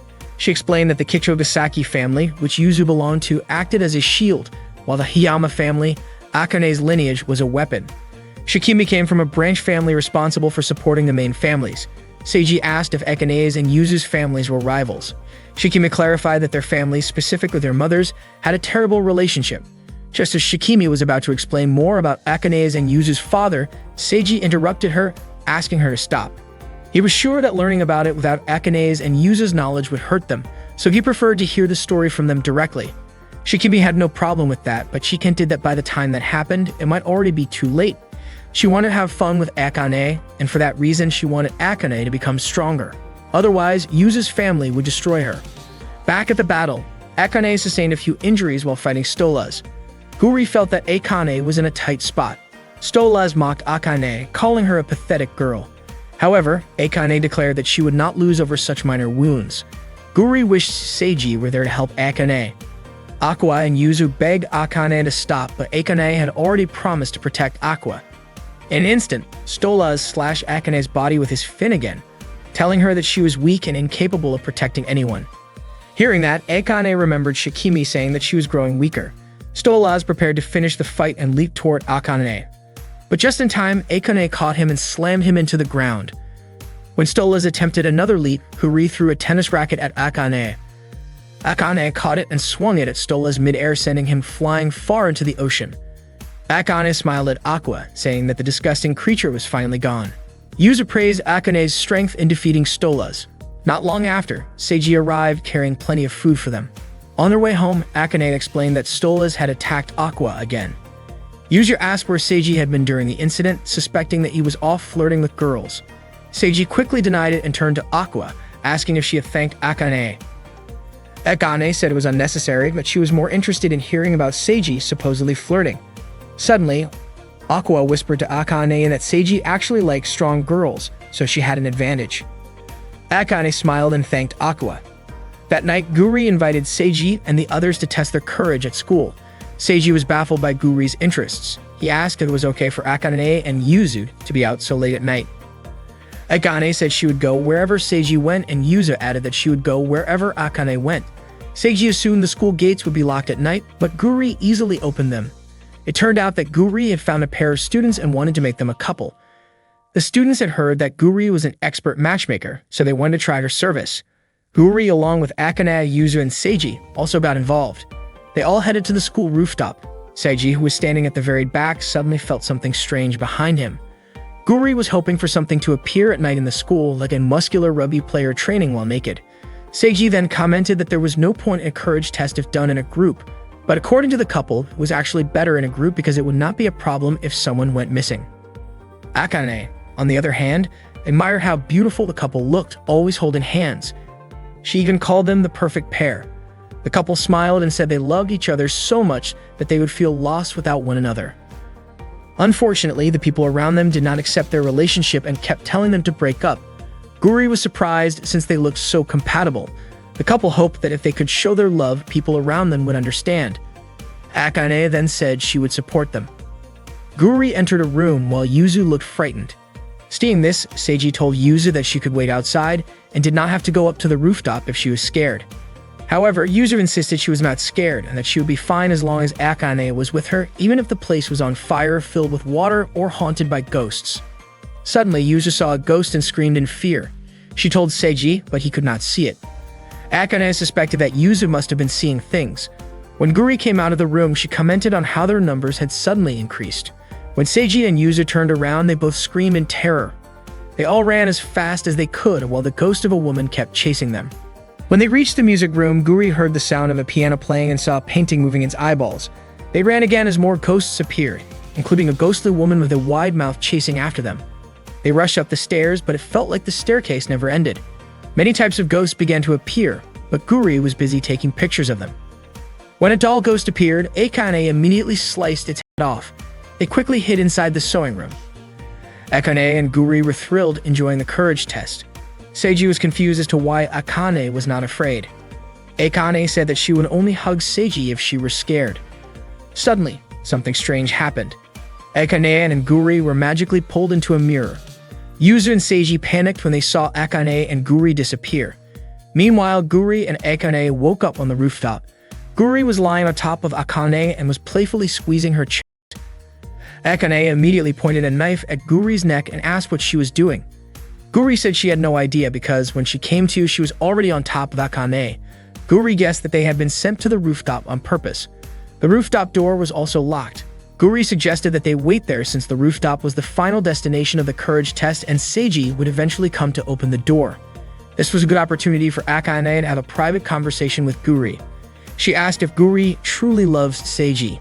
Guri said that she did, but Akane was not convinced. Akane pointed out that Guri had saved her even though she was her rival, and she felt that Guri was always playing tricks on Seiji. Akane told Guri that if she was only playing around with her friends, she should stay away from Seiji because it was troublesome. The couple then invited Seiji and Yuzu to the rooftop since the courage test would be complete once they reached the top. At that moment, Yuzu tripped and struggled to stand. Seiji immediately asked if Yuzu was okay. Yuzu replied that she was fine and she had only slipped a little. Seiji crouched down ready to carry her on his back. He acknowledged that even though Yuzu was scared, she had tried her best and he was sure that Akane and Guri were fine. Yuzu told Seiji not to tease her, but her legs could no longer support her weight. In the end, she had no choice but to let Seiji carry her so they could meet Akane on the rooftop. The couple mentioned that Seiji and Yuzu were a close pair. Yusuke hit Seiji on the head and said that she would never fall in love with him because Seiji belonged to Akane. Seiji then wondered why the ghosts had not appeared again. The couple was certain that Guri and Akane were distracting them. Hearing that, Seiji became curious about who those two really were, and the answer was behind the rooftop door. When he opened the door, Seiji saw Guri and Akane enthusiastically taking down the ghosts that were attacking them. According to Akane, those ghosts were actually weak. The ghosts were surprised that instead of being scared, Guri and Akane fought them without hesitation, even though all they wanted was to scare them a little. The couple cheered in excitement as they reached the rooftop. They thanked everyone because, at that moment, they could finally pass on peacefully. Seiji and Yuzu were shocked to hear that. In reality, the other ghosts did not want to let the couple move on happily. They wanted them to stay at the school. Guri explained that the couple were ghosts who had met and started dating, but the others did not accept them. The ghosts had promised that if the couple managed to reach the rooftop, they would be allowed to pass on. Guri then decided to make the ghost couple official with her love phone. Seiji had suspected from the start that something was off, and Yuzu only then realized that they had been helping a ghost couple all along. Guri hoped that they would remain a couple forever. The ghost couple floated away and thanked everyone before disappearing. Guri remained silent as she watched Akane hug Seiji. She recalled their earlier conversation on the rooftop. At that time, Guri had asked what love was and whether being together was not enough. Akane had replied that love was when happiness and sadness both cause pain in the chest. Akane then looked annoyed and questioned why Seiji was carrying Yuzu. She asked if Yuzu was a flirt and if Seiji was cheating on her. Seiji denied it and tried to explain, but before he could, Akane immediately stabbed him with a knife. Guri was still thinking about what Akane had said, that love is when you feel pain in your chest during both happy and sad moments. When Seiji and Coralie went to Guri's room, they were shocked to see Guri pointing a knife at herself. Seiji immediately grabbed the knife away and asked what was going on. Guri explained that she was curious about what that pain in the chest felt like. She had heard about it a lot in anime and manga, so she thought she would try it on herself. Hearing that, Seiji did not know whether she truly did not understand or if she just refused to understand. He firmly told her never to do that again. Guri insisted that she would not die, but even so, Seiji did not want her to hurt herself because it would make those around her sad. Seiji's mother brought out Aqua's yukata for Guri to wear. Guri wanted to wear a yukata for the festival, so she asked Seiji's mother to find one for her. She also wanted Seiji to wear a yukata, but Seiji said he was not going to the festival. Guri was frustrated and could not understand why Seiji refused to go. She begged him to come because she wanted to eat the snacks from the stalls and enjoy the fireworks. She had even made a schedule for it. Seiji told Guri not to decide things on her own, but his mother encouraged him to go to the festival with her, especially since he had nothing else planned. Seiji had no choice but to agree. That afternoon, Yuzu and Akane came to Seiji's house. Akane wanted to invite Seiji to the aquarium, while Yuzu refused to let Akane be alone with him, so she insisted on coming along. Akane was surprised to see Guri at Seiji's house. Seiji said he already had plans and ended up inviting Akane and Yuzu to join them. Yuzu then invited Guri to come along, but Guri refused. Seiji asked her not to be upset and to come with them, but she still refused, calling him stingy. Seiji had no idea why she was acting that way. Meanwhile, Akane questioned why Guri was even at Seiji's house. That day, Guri went to the bookstore alone, thinking it would not be a problem to go without Seiji. She reached for a book by Matildan, which was placed too high for her to grab. As she was struggling, a handsome man suddenly took the book and handed it to her. He had intentionally gotten it for Guri. She immediately asked if he liked men. The man replied that he preferred girls like her. He admitted that he had been interested in her ever since she walked into the bookstore. He then invited Guri to have tea with him. Guri thought his words were a bit cliché and wondered if there were still girls who fell for such lines. However, since she was sure Seiji would not be going anywhere with her later, she accepted his invitation. They spent time together playing claw machines and shooting games. After that, they had dinner at a restaurant. Guri was really happy and thanked the man for keeping her company. He told her that he also had fun. Guri even called him a god for appreciating her hobbies, treating her to her favorite foods, and being kind, unlike Seiji, her boyfriend. The man was surprised to learn that she already had a boyfriend. Guri admitted that even though everyone said she and Seiji did not act like a couple, she was starting to feel unsure about what love really was. She was not entirely sure what it meant to love someone, so she had been thinking about it. To be more specific, Guri and Seiji were dating even though she was unsure if she loved him or not. After all, there had been some pressure when they became a couple. According to Guri, Seiji gets angry easily, always complains, and never wants to go to the places she wants to visit. She also thinks he's very cold. The man understood that Guri and Seiji were arguing at that moment, which meant he had chosen the perfect time to talk to Guri. He told her that he would pamper her that day as a substitute for her boyfriend, and he was willing to accompany her to the places she wanted to visit. That evening, Guri invited the man to a festival. She made her shopping bags disappear and changed her outfit into a yukata. Seeing this, the man praised her for her impressive abilities, but Guri pointed out that he did not seem too surprised by them. If Seiji were there, he would have reacted differently, likely scolding her for using her powers in a crowded place.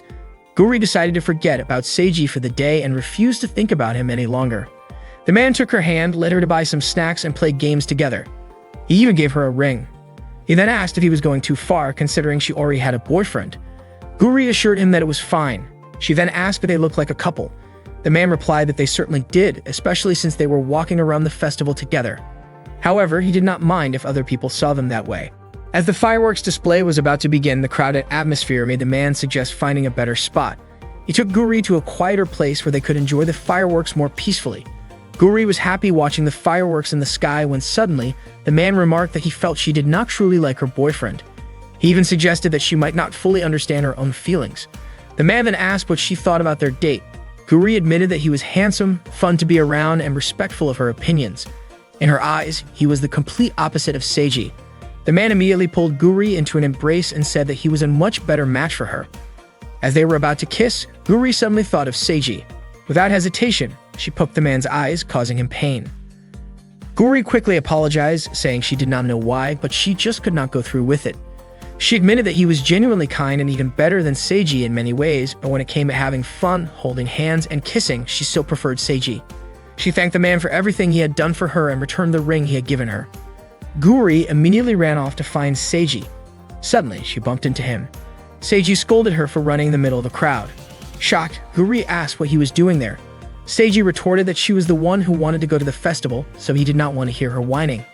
He even wore a yukata, just as she wanted. Seiji was surprised that she had gone to the festival alone just because she wanted to go so badly. Guri then kissed Seiji, catching him off guard. Guri told Seiji that she did not hate him and apologized for saying selfish things earlier. She also realized that whenever she wanted to go to a festival or anywhere else, she wanted to go with Seiji. Seiji was puzzled and suspected something was off with Guri. He asked if she had eaten something weird. Instead of answering directly, Guri blurted out that Seiji was not handsome, got angry quickly, was stubborn, oblivious, and overall boring, but she would never hate him. Seiji was confused, unsure whether Guri was insulting or complimenting him. He could not figure out what had happened to her. Just then, Akane and Yuzu approached them. Akane asked why Guri was there. Guri replied that she did not quite understand the pain she was referring to, but she believed she had made her choice. Seiji and Yuzu were both taken aback by Guri's words. Without warning, Akane pulled out a knife, ready to aim it at Guri. Seeing this, Seiji and Yuzu tried to stop her. Meanwhile, the Demon King arrived to awaken the man who had dated Guri. The man didn't know why, but his eyes hurt, so he quickly ran away. It turned out that the man had been influenced by the Demon King to approach Guri. The Demon King was surprised that Guri was more challenging than he had thought, even though he had chosen a handsome and sincere man, just Guri's type. Coralie arrived, suspecting it was the Demon King's doing, especially since God had said the Demon King wouldn't interfere. The Demon King claimed he hadn't interfered directly. Besides, he didn't want Guri to hate him. However, he hadn't expected Seiji to mean so much to Guri. Coralie reminded the Demon King that if he did anything to Seiji, God would be angry. The Demon King admitted he wasn't that evil, as he couldn't meddle with fate either. He asked Coralie to inform God that he wouldn't interfere anymore. The next day, Shikimi was threatening a man to confess, even going so far as to stab his hand. Not long after, Akane's mother approached her asking Shikimi to do her job more elegantly, not in such vulgar clothing. Shikimi apologized and asked why Akane's mother had come to see her. Akane's mother inquired about Akane's relationship with the man in the photo. At that time, Akane was being interrogated by her mother, who called Akane pathetic for being interested in a man and letting her heart be stolen even though she had never raised Akane that way. Akane's mother ordered her to break up with Seiji immediately, and Akane complied. That day, Coralie met Seiji in the park, asking how Guri had been lately. Seiji said that Guri had seemed strange at the festival, but since Guri was always weird, he felt she was just the same as usual. This meant there was no progress with Guri. Coralie asked if Seiji had forgotten God's request. Seiji said he hadn't forgotten, just that he was busy. However, according to Coralie, Seiji was just playing around like at the beach, test of courage, and festival. Seiji said teaching love to Guri was impossible because it was too embarrassing for him, and Guri was foolish. Suddenly, someone shot Seiji in the head, leaving a hole. The shooter was surprised that Seiji was still alive. Meanwhile, Guri took Yuzu to a cafe where the waitresses dressed like cats. According to Yuzu, the tea tasted cheap, and the service quality was poor. Hearing that, the cat waitress became grumpy. Yuzu even said that if Guri wanted that, she could prepare it at her home. Her family had delicious tea and real servants, as Yuzu was truly the daughter of a wealthy family. Yuzu even invited Guri to visit and stay at her house. Guri suggested they have a pajama party as girls usually do with their female friends. Guri asked if Yuzu didn't have friends. Yuzu said she had a mission to protect Akane, so she didn't need friends. Guri said that she and Yuzu were already friends, so she wanted to have a pajama party with her. Yuzu called Guri very kind and asked if Guri knew about her strange condition, where something appeared to deflect danger when she was in peril. It could be called a family business because Yuzu's family worked to protect important people and valuable items, so she had that ability since she was little. When Yuzu was a child, she couldn't control her power, which scared many people. Yuzu asked if Guri remembered what she first said when they met. At that time, Guri praised her and called her cool. Yuzu was very touched because no one had ever said that to her. She was happy to be friends with someone who did. Guri asked Yuzu to invite Seiji to stay over, but Yuzu didn't seem to agree yet. Suddenly, Teru approached Yuzu and whispered something to her. Seiji and Coralie ran as the shooter continued to chase them. Seiji could not understand why this was happening to him, and Coralie asked if someone held a grudge against him. At that moment, a tall, muscular man attempted to stab him, but luckily, Aqua managed to take him down. Aqua had heard Seiji's scream while running nearby, so she rushed in to help him. Coralie introduced himself to Aqua, but this only frightened her. Seiji quickly asked Coralie to step away from Aqua. Aqua then asked Seiji why he was involved with those people. Seiji did not even understand who they were.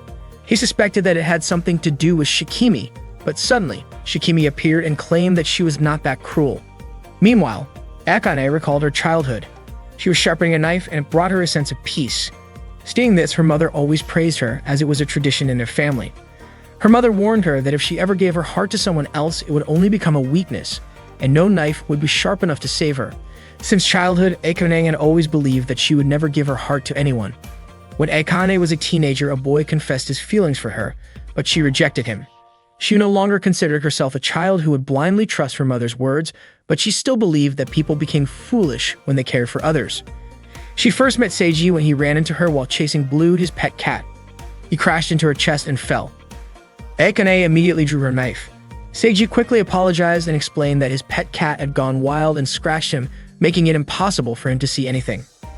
Akane dismissed it as none of her business and walked away. Seiji then asked if she was hurt since he had bumped into her quite hard. Hearing this, Akane found Seiji strange. His injuries were far worse, yet he was worried about someone else. Akane handed the cat back to Seiji, pointing out that it was injured. Seiji explained that he was trying to take it to the vet, but it had panicked and run away. Without even realizing why, Akane wrapped a bandage around the cat's leg.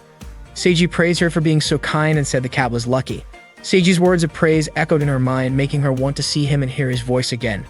The more she thought about it, the more it consumed her, until, before she knew it, she had fallen in love with Seiji. Shikimi hugged Seiji tightly, saying it had been a long time since they last met. Seiji asked if Shikimi had sent people to attack him. Shikimi accused him of thinking too poorly of her. If she had wanted to attack him, she would not have sent others to do it. Aqua told Shikimi to stay away from her brother, convinced that Shikimi was working with those people. Shikimi was surprised to learn that Aqua was Seiji's younger sister. Seiji then asked if Shikimi knew why he was attacked. Shikimi revealed that it was Suo, Akane's mother, who had ordered her and those people to harm him. She also revealed that Akane was being held captive by her mother, all because of Seiji. Akane's mother had discovered that Akane was dating Seiji. In Akane's family, members were forbidden from giving their hearts to others, especially falling in love, and Akane had broken that rule. Shikimi also warned that Seiji might never see Akane again. Yuzu and Guri had already learned about Akane's situation from Teru. Shikimi urged Seiji to help save Akane, saying that even she did not want Akane to be unable to see the one she loved. Seiji was unsure about what to do. Akane did not like it when he asked about her life at home, so if he went to save her, he might just be causing her trouble. Frustrated, Aqua kicked Seiji and scolded him for hesitating to save his own girlfriend. Since she did not trust Shikimi, she decided to go with them. Meanwhile, Yuzu was unsure what to do, believing that Akane's mother would only keep Akane away from Seiji and their friends. Guri encouraged her, reminding Yuzu that she was usually good at handling gender and family issues, so she should be able to deal with Akane's mother as well. Yuzu was overjoyed by Guri's words and became determined to rescue Akane. At the same time, Seiji finally made up his mind. He was going to save Akane. That day, Yuzu and Guri arrived at Akane's house. Teru reminded Yuzu that they should not be doing this, but Yuzu said that they had come this far and could not turn back now. Guri stated that she and Yuzu would not attack Akane's house. Instead, they would resolve things through peaceful discussion. If necessary, Guri would even scare Akane's family with her Sakura tattoo and the Proud Fire Brigade chief emblem of Tokugawa. As the gate opened, several guards were already stationed to protect Akane's family residence. One of the guards asked if Yuzu understood that this was the home of the Akane family. Yuzu demanded that they return Akane to her. The guards immediately attacked Yuzu and Guri, but they struggled to keep up because Yuzu and Guri were incredibly agile. Yuzu and Guri threw love gas bombs, instantly turning the guards into homosexuals. Guri then invited Yuzu to enter the house, while Teru remained frozen in fear. Guri opened many doors until they finally reached the room where Akane was. Yuzu smiled as soon as she saw Akane, but to her surprise, Akane's knife grazed her cheek. Akane then asked why Yuzu was there. Yuzu said that she had come to save Akane. Akane called that idea ridiculous and immediately told her to go home, insisting that Yuzu should not have come. Yuzu refused to leave without bringing Akane back. Guri remarked that Akane was not acting like herself, especially since she had attacked Yuzu. Akane quickly turned to attack Guri, declaring that this was her true self. However, Guri did not believe her and even asked if Akane had placed her heart somewhere else. Akane attacked Guri again, prompting Guri to declare that if that was how things were going to be, she would steal Seiji for herself and do whatever she wanted with him while Akane was gone. Akane indifferently stated that she did not care because it was no longer her concern. She had stopped pretending to be part of that couple, and this was her own decision. Guri was confused because Akane had previously talked about her future with Seiji. She asked if those were not Akane's true feelings. Annoyed by Guri's endless talking, Akane threw a knife at her, but Yuzu's powers managed to shield Guri. Akane demanded that Yuzu stay out of her way. Yuzu said that she did not want to die before being bonded with Akane. She also stated that perhaps one day the time would come when she had to bear the burden of her family, but she would not use that as an excuse to distance herself from Akane. She would not discard her words or her feelings. Suddenly, Suo, Akane's mother, greeted Yuzu and told her to stop leading Akane down the wrong path. She also recognized Guri as one of Seiji's girlfriends and asked if Guri and Akane wanted to become pathetic women. Guri told Akane's mother that she was wrong. She declared that Akane was her friend and that she had come to bring her friend back. Meanwhile, Seiji, Aqua, and Shikimi had arrived at the entrance of Akane's family residence. Aqua had already defeated all the guards. She was still puzzled as to why the guards immediately attacked as soon as she and Seiji arrived. Suddenly, Shikimi threw Coralie toward Aqua, making her panic. Seiji did not understand what Shikimi was trying to do, but moments later she grabbed him and kicked him. Guri and Yuzu were equally shocked to see Shikimi and Seiji. Akane's mother was also surprised that Shikimi had brought Seiji. According to Shikimi, all roles had to be present, and this was her way of making things more interesting. She said she was also doing this for Akane. Seiji called out to Akane as soon as he saw her, but Shikimi quickly stopped him. She said that if Akane no longer needed Seiji, then she could have fun playing with him instead. Shikimi repeatedly stabbed Seiji and Yuzu could not bear to watch it. Shikimi continued stabbing him, wondering aloud what Akane might be thinking at that moment, whether she was sad, angry, or reverting to her old self. Whatever the case, Shikimi was thrilled by it. Shikimi kept stabbing Seiji and asked if he was feeling any pain. If he was, and he needed to let that pain out. However, Akane remained silent. Yuzu could not bear to watch and rushed to help, but Seiji stopped her. He said that yes, it hurt, but he was used to it. After all, it would hurt far more if Akane was the one stabbing him. Seeing Akane begin to waver at his words, Akane's mother suddenly slapped her and ordered her to prove that she had not betrayed her expectations. Akane had to be Seiji to prove it. Meanwhile, Yuzu's mother arrived in front of Akane's mother's house.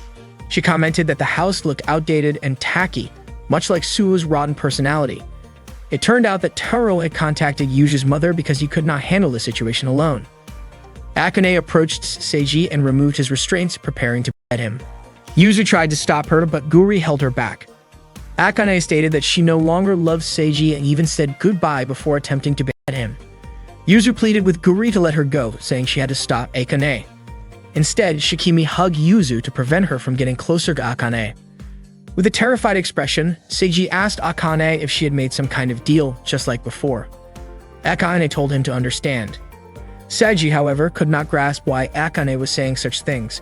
He asked why she was saying goodbye. Was it because her mother had ordered her to, or was it because Seiji had come to that place? Seiji told Akane that if she wanted to kill him, she could, but he wanted to talk to her first. Moreover, no one would believe her with an expression like that. Akane then burst into tears and threw her sword aside. She asked why Seiji had not left while he still had the chance, saying she did not want him to hate her any more than he already did. Seiji took Akane's hand and told her that he did not hate her and never would. Akane immediately embraced Seiji, saying that she had been ready, that she had completely given up, and that she was doing it all for Seiji. But in the end, she just could not go through with it because she loved him too much. At that moment, Guri began teasing Akane, saying she was curious about what was going on with her. After all, Akane had previously refused to have anything to do with Seiji. Guri even suggested that if Akane's love for Seiji was that weak, she should just be honest about it. Otherwise, Guri would easily steal Seiji away. Akane immediately grabbed Guri's head, annoyed by how much she thought she knew. Guri, however, claimed that as a Cupid, she understood Akane very well. No matter how hard Akane tried to put on a sharp gaze or deny it, her love for Seiji was obvious. According to Guri, Akane would look far cuter if she was honest about her feelings. Annoyed, Akane threw Guri aside. Guri's know-it-all attitude frustrated her, and she was even angrier because everything Guri had said was true. Suddenly, Akane's mother threw a sword at her, which Akane managed to block. Her mother was disappointed with Akane's response. She did not even want to hear her reasons anymore. Out of nowhere, Yuzu's mother, Ameisha, appeared, shocking everyone. Ameisha remarked that Suo was as cunning as ever. She explained that she had come because she had heard Yuzu was in trouble. Ameisha immediately told Yuzu to leave, but when she saw the cut on Yuzu's cheek, she became furious and marched towards Suo. Ameisha said that Suo should not involve others when venting her anger, calling her gloomy and saying she despised her. Suo, however, dismissed her, saying Ameisha was still as childish as ever. Ameisha and Suo moved to the rooftop to start their battle. Ameisha was confident that she would defeat Suo that day and make her cry, but Suo remarked that such thinking was childish. Suo prepared herself, wielding multiple swords in her hands. The battle grew more intense, while their children could do nothing but watch from below. Guri commented that the situation had become too far removed from reality, making her wonder if her own existence was just too ordinary. Meanwhile, Seiji turned to Akane and Yuzu, asking what was really going on. Akane began to explain that her family, known as the Hiyama family, was involved in what was called an underground business. They eliminated problematic elements upon request from important people and organizations, and their clan carried out these tasks professionally. Yuzu then explained that her family was the complete opposite. Her family's clan was dedicated to protection, regardless of who sought their help. Seiji recalled the terms weapon and shield that Shikime had mentioned earlier. Seiji stated that he had no issue with it and had always felt that there was something different between Yuzu and Akane. However, he was still surprised to learn that they lived in completely different worlds. Even so, that did not make Seiji think any less of them. Ameisha and Suo had never gotten along because their family businesses were at odds. However, they both fell in love with the same man, Akane and Yuzu's father.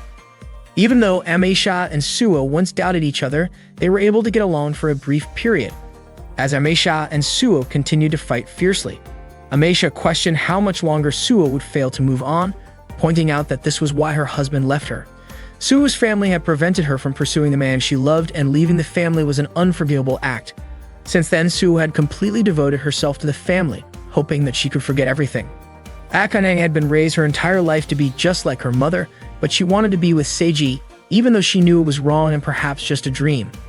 Suddenly, Akane declared to her mother that she loved Seiji even if it made her seem pathetic, even if it meant betraying her, and even if she had no idea what the future held. Akane also said that she understood if her mother hated those who fell in love, but according to Guri, that was not true. Guri stated that Akane's mother did not hate her at all. In fact, her love was far greater than anyone else in that place. Suo did not understand what kind of nonsense Guri was spouting. Guri told Akane that, in truth, her mother loved her and never hated anyone. Suddenly, Suo threw a sword at Guri's head, calling her annoying for daring to say such things. Amisha laughed at Guri's absurd statement about Suo. She admitted that even she had never understood Suo in the past. But Akane was exactly like her mother. In Amisha's eyes, Akane was doing much better than Suo had back then because she had the courage to fight for what she wanted and refused to give up. Amisha called Suo too stubborn and questioned the point of protecting Akane so fiercely just because Suo had once been hurt. She accused Suo of wallowing in sorrow after being abandoned by a man, yet instead of mourning, Suo had given up and taken out her frustration on her own daughter. Amisha claimed that she had never acted that way. Even when her husband ran off with another woman and did as he pleased, she remained true to herself. She would neither hate nor cry over him. Amisha also stated that her husband had been drawn to her optimism and she, in turn, liked herself for it. She took pride in loving her husband, and that had nothing to do with anyone else. Akane then said that she would accept any punishment her mother decided to give her, but she asked for permission to continue loving Seiji. No matter what happened, she refused to abandon her feelings. Her words were identical to what Yuza had once said. Seiji admitted that he might not have the right to say anything, but he promised never to do anything that would make Akane sad. He also asked Akane's mother to trust her daughter. Amisha called Seiji brave, but Suo stated that she did not care about him. She told Akane to do as she pleased if she was that determined, but that did not mean she forgave her. Akane understood and stood by her words. Suo warned that if she ever saw an opportunity, she would eliminate Seiji. Despite this, Akane thanked her mother for her decision. Guri immediately grabbed Akane's hand, feeling happy that the problem seemed resolved.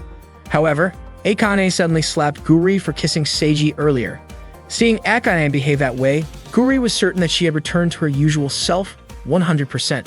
Akane immediately chased after Guri, trying to stab her with a knife. According to Shikimi, it felt like everything became boring whenever Guri showed up. Guri dodged Akane's attacks and said that she only wanted to help her friend. However, Akane responded by asking since when they had become friends, stating that their relationship was actually one of rivalry. Hearing that, Guri simply smiled, which disgusted Akane. Amisha told Suo that maybe their relationship could also be considered a rivalry, but Suo refused to acknowledge it. Yuzu approached Akane and Akane gently stroked Yuzu's cheek, apologizing for causing her injury. Yuzu felt flustered and said that any wound she received from Akane was a gift. Akane also apologized for borrowing Yuzu's words. Yuzu reassured her that it did not matter as long as Akane was okay. Akane then kissed Yuzu on the forehead, thanking her for saving her. Receiving such treatment, Yuzu felt like she was going to die from happiness. Amisha could not understand why Yuzu reacted that way. Suo then informed Amisha that her daughter had fallen in love with Suo's daughter and that she was also dating Seiji. Hearing this, Amisha was shocked and demanded an explanation from Teru. Terrified by Amisha's anger, Teru immediately panicked. Amisha was furious because she had specifically asked Teru to report everything about Yuzu to her. Meanwhile, Seiji told Akane that he did not understand complicated things, but he asked her to talk to him if something happened because at the very least he could listen. While being held back by her mother, Akane thought about a future where she could no longer see Seiji. Even though she knew that one day they would have to part ways, she still wanted to be with him. And then that day arrived. She decided to spend the rest of her life cherishing her happy days, knowing she no longer needed to give up. Akane felt incredibly grateful for falling in love with Seiji. Seeing Seiji and Akane together looking happy, Guri suddenly felt something strange. That day during the school break, Akane choked Guri after seeing her touch Seiji. Seiji tried to calm her down and asked Guri not to provoke her. He was confused because he thought the two of them had already made up after what happened yesterday. Seiji then offered to treat Akane and Guri to something, and both of them were interested upon hearing that. Unfortunately, it seemed that Seiji had left his wallet in the classroom, so he went back to get it, and Akane offered to accompany him. Seeing Akane and Seiji getting closer, Guri started to feel like an outsider, even though she was a cupid. Meanwhile, Akane walked down the school hallway with Seiji, and they talked about the upcoming cultural festival. Akane was excited and could not wait for it. Seiji felt that lately Akane had been in a better mood, except when she was arguing with Guri. Akane admitted that if she did what her mother told her, she would not be able to walk with Seiji like that, and that moment was the happiest she had ever felt. When they arrived at the classroom, they were surprised to see Shikimi sitting in Seiji's seat. Shikimi said that she enjoyed sitting there, and upon hearing that, Akane immediately pointed her knife at her and asked what she was doing. Shikimi then introduced herself as a new transfer student in Seiji's class. The next day, Ameisha reminded her daughter, Yuzu, not to go to Akane's school again. Yuzu agreed to follow her mother's words, and Ameisha said it was for her own good. Yuzu then asked her mother to trust her. Knowing Yuzu's personality, Ameisha suspected that her words might not mean much, but at least she had done what she could to prevent it. After her mother's car had left, Yuzu felt extremely annoyed. She ignored her mother's warning and still went to Akane's school that morning. That day, Akane looked very down. Just as Seiji was about to explain the situation to Yuzu, the teacher suddenly entered the classroom and announced that there was a new student. Shikimi then entered and introduced herself. Yuzu was shocked to see Shikimi in Akane's class and almost rushed toward her, but Akane quickly held her back. The day before, Akane had asked Shikimi if she was planning to do something to Seiji. In response, Shikimi asked if Akane had forgotten her promise to their mother. According to Shikimi, Akane should have understood that their mother did not fully approve of her relationship with Seiji. That was why Shikimi had been assigned by Suo and Ameisha, and the two had even made peace to achieve the same goal. They wanted Shikimi to observe Seiji. Shikimi also told Akane that there was no need to be too cautious because she would not do anything as long as there were no problems. During class, Shikimi said that she was already familiar with Seiji, Akane, Yuzu, and Guri. She acted very friendly toward her classmates, which made them admire her. Many of the male students liked her and wanted to ask her out. While talking to Mary, Shikimi invited Akane to join them, but Akane ignored her and left immediately. Shikimi commented that Akane probably still hated her, to which Mary responded that Akane only cared about Seiji. That afternoon, Yuzu called Shikimi to talk on the rooftop. Shikimi asked why Yuzu had called her there. Yuzu told her that her fake innocence was annoying. Shikimi admitted that acting that way was suffocating. Yuzu then asked what she was really planning and why she transferred to that school. Shikimi asked if Akane had not told Yuzu. Yuzu said that Akane did tell her, but she thought it was too much, especially since Akane had just started feeling better. Shikimi stepped closer and asked if Yuzu truly believed that, and if that meant Yuzu did not want to separate Akane from Seiji. Yuzu pushed her away and told her not to say that again. Shikimi called Yuzu strange, saying that if she really wanted Akane, she should get rid of Seiji. She then asked if Yuzu was doing all this for Akane, for Seiji, or if she actually had feelings for Seiji. Yuzu denied it and said that she only loved Akane. Shikimi responded that in that case, her actions should not be a problem. She would not do anything as long as there were no issues. After all, that was what Ameisha had ordered her to do. However, in Shikimi's eyes, Yuzu seemed conflicted. Yuzu recalled her conversation with her mother in the car. Yuzu told her mother that no matter what she said, she had no intention of giving up on Akane. Her mother then asked how she felt about Seiji. Yuzu replied that Seiji meant nothing to her and that she actually hated him. Her mother said that if that was the case, then it would be easy to get rid of Seiji. Hearing this, Yuzu responded that she could handle it herself. She was confident that she was not wavering. That afternoon, Seiji was eating shaved ice with Akane and Guri.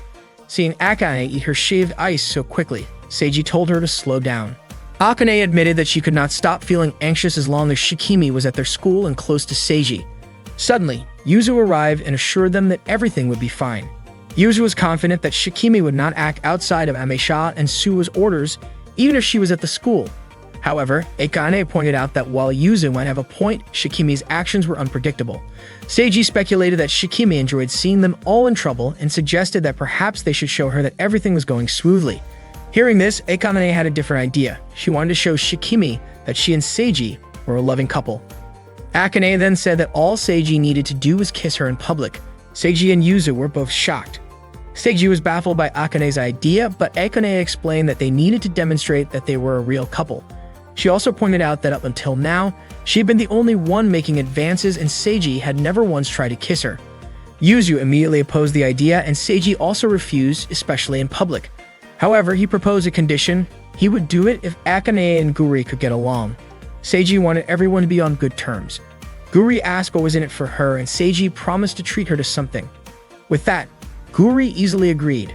Seiji thought it would be impossible for Akane, but Akane, though trembling, claimed that it would be easy for her to get along with Guri. Guri then extended her hand, inviting Akane to get along for the sake of Seiji's kiss. Akane hesitantly agreed. Meanwhile, Yuzu started feeling uneasy and did not want to let Seiji kiss Akane. That day, Mary announced that their class would perform a play for the upcoming school cultural festival. She had made the decision herself because the class could not reach an agreement during discussions. Guri said it was a fantastic idea and even wanted to do a superhero show. However, Mary had already prepared the script. Seiji then asked where Yuzu was. Guri informed him that Yuzu was in the student infirmary because she was not feeling well. Seiji recalled that she had looked unwell that morning. Mary wanted to finalize the casting for the play. There were 3 main roles: the princess as the main heroine, a male knight, and a romantic rival. One of the male students suggested that Shikimi would be perfect for the role of the princess. However, Shikimi claimed that she was not suited for the part. Some of the male students insisted and offered to support her, so she finally agreed to give it a try. Another male student suggested that Akane should play the knight. Mary pointed out that the knight role was meant for a male character, but Shikimi said she wanted Akane to play the part. When Mary asked Akane, she accepted the role but requested that Guri play her romantic rival. Seiji told Akane that she did not have to go that far, but it turned out that Akane was doing it so she could get along with Guri, which would result in Seiji kissing her. Guri accepted the role, saying it would be fun to be paired with Akane. While writing her name on the board, Guri mentioned that she knew Akane's real goal was to have Seiji kiss her. She can reveal that when she first met Seiji, he was the one who kissed her. This revelation made Akane struggle to contain her emotions. Seiji still had doubts about whether Akane and Guri could truly get along. At that moment, he noticed Yuzu talking to herself. When Seiji called out to her, Yuzu was so startled that she tripped. Fortunately, Seiji caught her, and she ended up landing on top of him. Yuzu was confused about whether she was really in love with Seiji. To confirm her feelings, she suddenly kissed Seiji. However, even after doing so, she felt nothing. Seiji was completely shocked after Yuzu kissed him, and before he could react, Yuzu quickly ran away. That day, the students were preparing for their class play for the school's cultural festival. Mary asked Seiji if he had heard anything about Yuzu since she had not seen Yuzu at school lately. Hearing Yuzu's name, Seiji suddenly became nervous. He admitted that he did not know anything about it and said that Yuzu might just be busy with personal matters. Meanwhile, Yuzu repeatedly banged her head on the desk, shocking both her teacher and classmates. She felt like something was wrong with her. She still could not believe that she had kissed Seiji. Only Akane was supposed to be able to move her heart, but for some reason, Yuzu's heart raced whenever she thought about Seiji. Suddenly, she declared that she must have done something weird because her hatred for Seiji had grown even stronger. Yuzu quickly left the school, feeling like she could not control herself that day. Out of nowhere, she saw Seiji waiting for her. Yuzu panicked and immediately ran, but Seiji easily caught up with her. When he tried to place his hand on Yuzu's shoulder, he was hit by the protective barrier around her, making him wince in pain. Though he claimed he did not feel anything. Seiji asked why Yuzu had stopped coming to school since that incident. Yuzu said that was not the reason she had stopped going to Seiji's school. Seiji then wondered if the kiss was just Yuzu's way of teasing him and had no special meaning behind it. He also understood that Yuzu clearly hated him. Seiji had come to see her because he wanted to help. He told her that she had also been given a role in her class play for the school's cultural festival and handed her a costume along with the script. He mentioned that Akane's costume looked really cool, and he thought Yuzu might enjoy the play as well. Yuzu asked if Seiji had come all this way just for that. Seiji admitted that honestly he had thought Yuzu had stopped coming to school because of him. He was relieved to know that he was not the cause and that he now understood how Yuzu felt. Suddenly, Yuzu punched Seiji and told him not to decide her feelings for her. She then quickly ran away. When the day of the cultural festival arrived, the cast of Akane's class play got ready. Shikimi, Akane, and Guri were already in their costumes since the play was about to begin. Seiji was given the role of a tree. As the play started, Seiji admitted that Shikimi's acting was truly impressive. Suddenly, all the students cheered excitedly as Akane appeared. She looked incredibly cool in her costume, but unfortunately, her acting was terrible. She even forgot her lines. Guri then appeared from atop a tree and approached them. Out of nowhere, Akane asked if Shikimi was the reason Yuzu had stopped coming to school, but Shikimi remained professional and continued acting. She said she was torn between the 2 knights and did not know whom to choose. She then asked them to fight for her. Guri urged Akane to continue the play, saying that Yuzu was the type of person who could recover on her own, unlike Akane. Hearing that, Akane immediately got angry and challenged Guri to a fight. Guri said that she was only trying to make Akane stop worrying about Yuzu. Akane had promised to get along with Guri, but since they were performing a play, there was no need for them to be friendly at that moment. Akane and Guri began fighting while Shikimi approached Seiji. She reminded him not to move since he was playing a tree. Suddenly, Shikimi asked how Seiji's kiss with Yuzu had been. Seiji was shocked that Shikimi knew about it. Shikimi then wondered aloud what would happen if Akane found out about it. Suddenly, Yuzu arrived and apologized for being late before rushing over at Akane. Akane suspected that Yuzu had skipped school because Shikimi had said something to her. Out of nowhere, Shikimi threw Seiji into the middle of their group, leaving Akane puzzled as to why she did that. Yuzu admitted that she had kissed Seiji of her own free will, and she did not even understand why she did it. She wanted to confirm her feelings, which should have never wavered, yet she could not find an answer. She could not understand her own emotions, but the fact that she loved Akane would never change. She was supposed to feel nothing when kissing someone else, making her believe she was the worst kind of person. Akane gently held Yuzu's cheeks and reassured her that she understood her feelings. She knew Yuzu was worried about it because she loved her so much. Akane hugged her and told her that it was okay if she loved someone else besides her.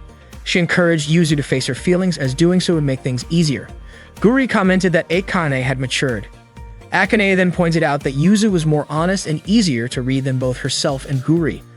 Overwhelmed with emotion, Yuzu teared up and declared that Akane was the person she loved most in her entire life, and that would never change. They all then resumed their drama performance. Akane suddenly remembered that if she could get along with everyone in front of a crowd, Seiji would kiss her. With that in mind, she immediately kissed Guri, causing the entire audience to applaud. After the play, Seiji approached Yuzu to talk. Yuzu admitted that she still could not face her own emotions, but she also confessed that she was sick of Seiji. Even so, she did not hate him. No matter what happened, Akane would always be number one in her heart, and she warned Seiji not to get a big head about it.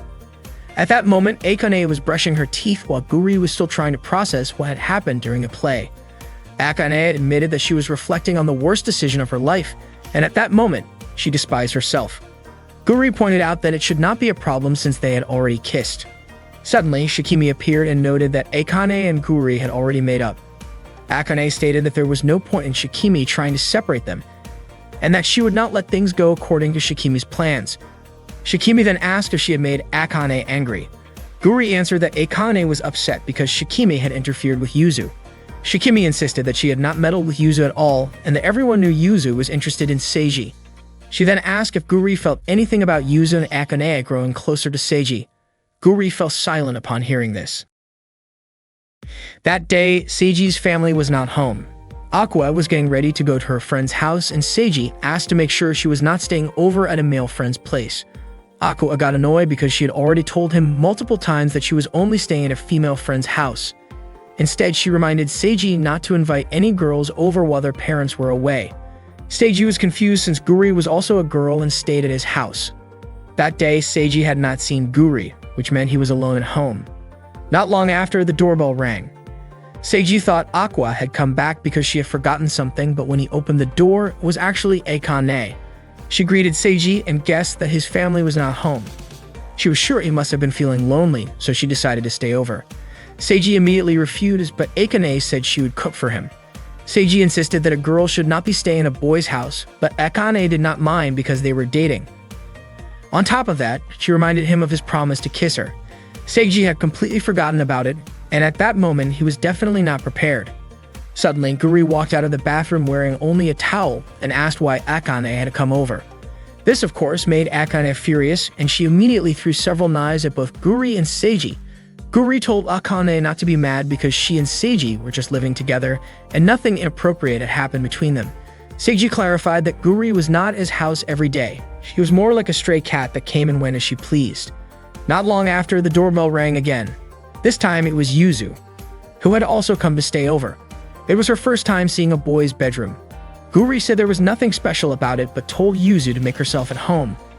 Yuzu was shocked when she noticed a magazine under the bed, but it turned out to be Guri's precious doujin, which almost caused a huge misunderstanding. Seiji then asked if Yuzu and Akane were really sure about staying over at his place. Yuzu said she could not allow Akane and Seiji to be alone under the same roof. Akane then questioned why Guri was allowed to stay while she was not. In the end, Seiji agreed to let Akane stay. Suddenly, the doorbell rang again. This time, it was Shikimi. Seiji immediately locked the door, but Shikimi quickly broke in. She hugged Seiji and said he was cruel for leaving her behind. Akane told her to leave, but Shikimi insisted on staying because she wanted to have fun with everyone. She then threatened to report their sleepover to Sugo and Amesha, which made Yuzu immediately object. With no other choice, they allowed Shikimi to stay. That day, Seiji took everyone to the shopping mall. He was overwhelmed trying to keep up with them, whether it was accompanying Guri to buy snacks, saving Yuzu from the crowd, or even getting punched by a woman whose boyfriend had been hit on by Shikimi. Akane was in charge of cooking dinner for everyone and Yuzu offered to help.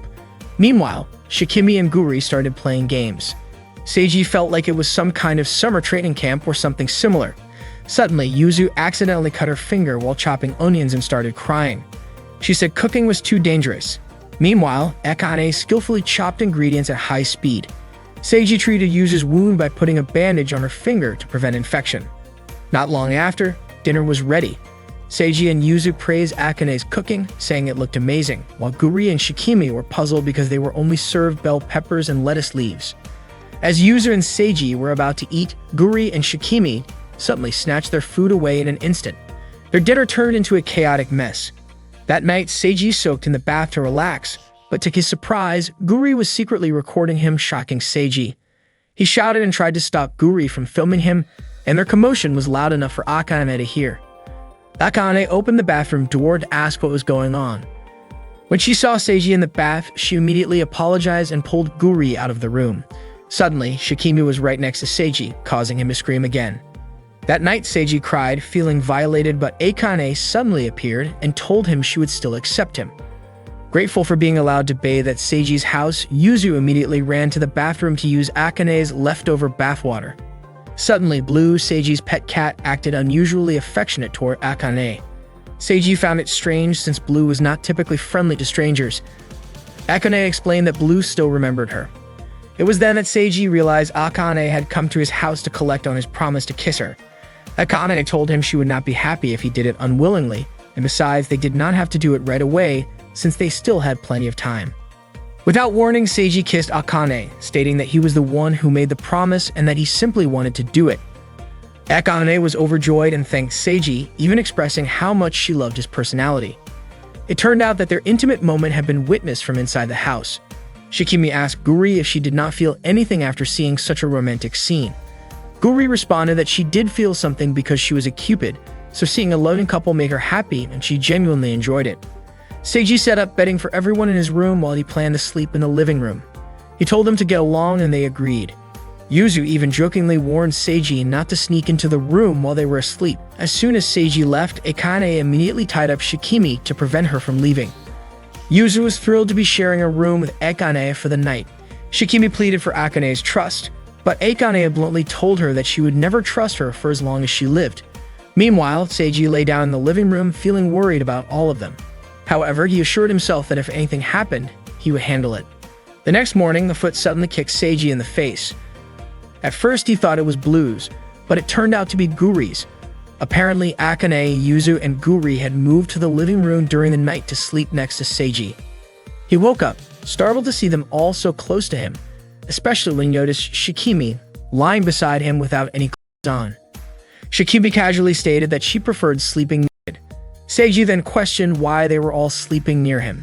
Shikimi explained that Akane had attacked her when she tried to sneak into Seiji's bed last night. Yuzu had been sleepwalking and Guri had simply appeared there. That morning, Aqua returned home and was shocked to see Seiji surrounded by girls. Seiji tried to explain that they had all sneaked into his sleeping area, but Aqua refused to believe him.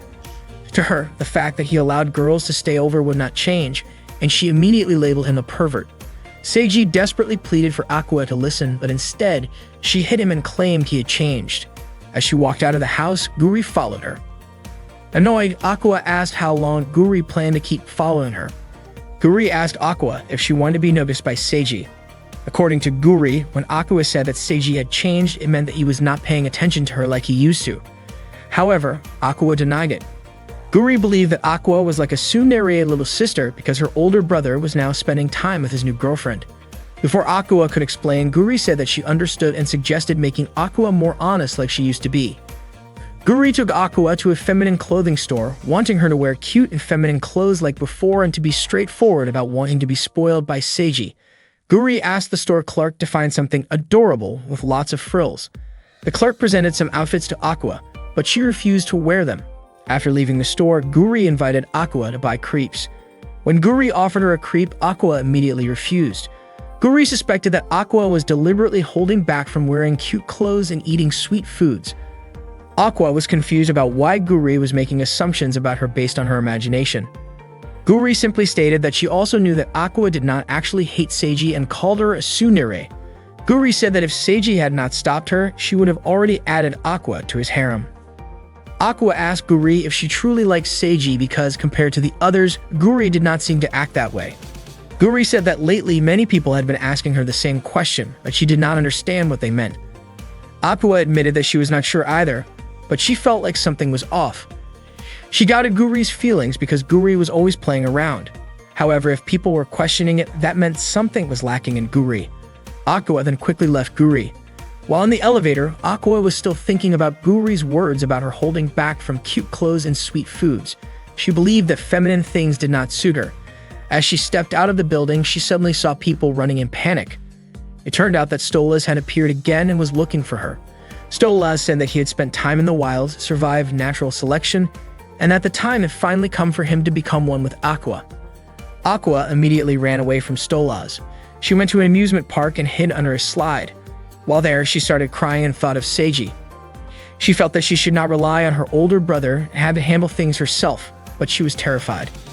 Suddenly, Coralie approached her, startling her. Coralie asked if Aqua was sick because she looked pale. Out of nowhere, Stolas appeared and shouted at Coralie to stay away from Aqua. Stolas attacked him, sending Coralie flying. When Coralie scolded Stolas, he ignored him and went straight toward Aqua. As Stolas reached out to touch Aqua, Coralie immediately struck him. Coralie admitted that he did not understand the situation, but it was clear that Aqua did not like Stolas. Stolas was furious and asked if Coralie intended to stand in the way of their love. As Stolas prepared to attack Coralie, it seemed that Coralie had no choice but to reveal his true form in front of Aqua. Coralie transformed into a radiant angel, his presence so bright that he even turned the rain into clear skies. He declared that he was an angel and would punish Stolas. Stolas did not care that he was facing an angel. He was determined to eliminate anyone who stood in the way of his love. The battle between Stolas and Coralie began, but Stolas was instantly defeated. He was shocked that none of his attacks landed on Coralie. Coralie had purified Stolas' cruel heart and ordered him to return to being a normal penguin. However, Stolas unleashed a powerful wave of dark energy, revealing a form that resembled a high-ranking demon. Coralie urged Aqua to flee, as the situation had become too dangerous for her. However, Aqua was worried about Coralie. Coralie reassured her that he would be fine because an angel's duty was to protect the innocent. Just as Stolas was about to strike Coralie, Aqua suddenly kicked him in the face. Stolas was stunned. He had always believed that he and Aqua shared a mutual love. Because of that single kick, Stolas disappeared. Aqua felt relieved, finally free from Stolas' disturbing advances. Coralie praised her for being amazing, admitting that even though he had wanted to save Aqua, she had ended up saving him instead. After that, Aqua felt weak since it was the first time she had ever defeated Stolas. Coralie gently patted her head and told her that she had grown up because she was able to overcome her own weakness. He said that Aqua had finally found the right path, and hearing his words moved her. Not long after, Seiji approached Aqua. She immediately asked why he was there. Seiji explained that Guri had called him and told him that Stolas had appeared. He then asked if Aqua was hurt or if Stolas had done anything to her. Aqua quickly silenced Seiji and told him that she had already defeated Stolas, so everything was fine. Seiji could hardly believe it, but Coralie confirmed that it was true.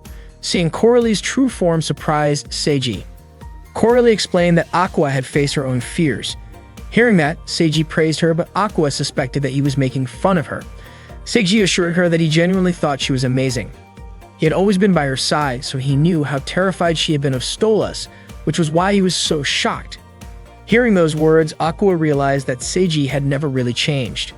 She had thought they had grown distant ever since he got a girlfriend, but in the end, he was still her big brother.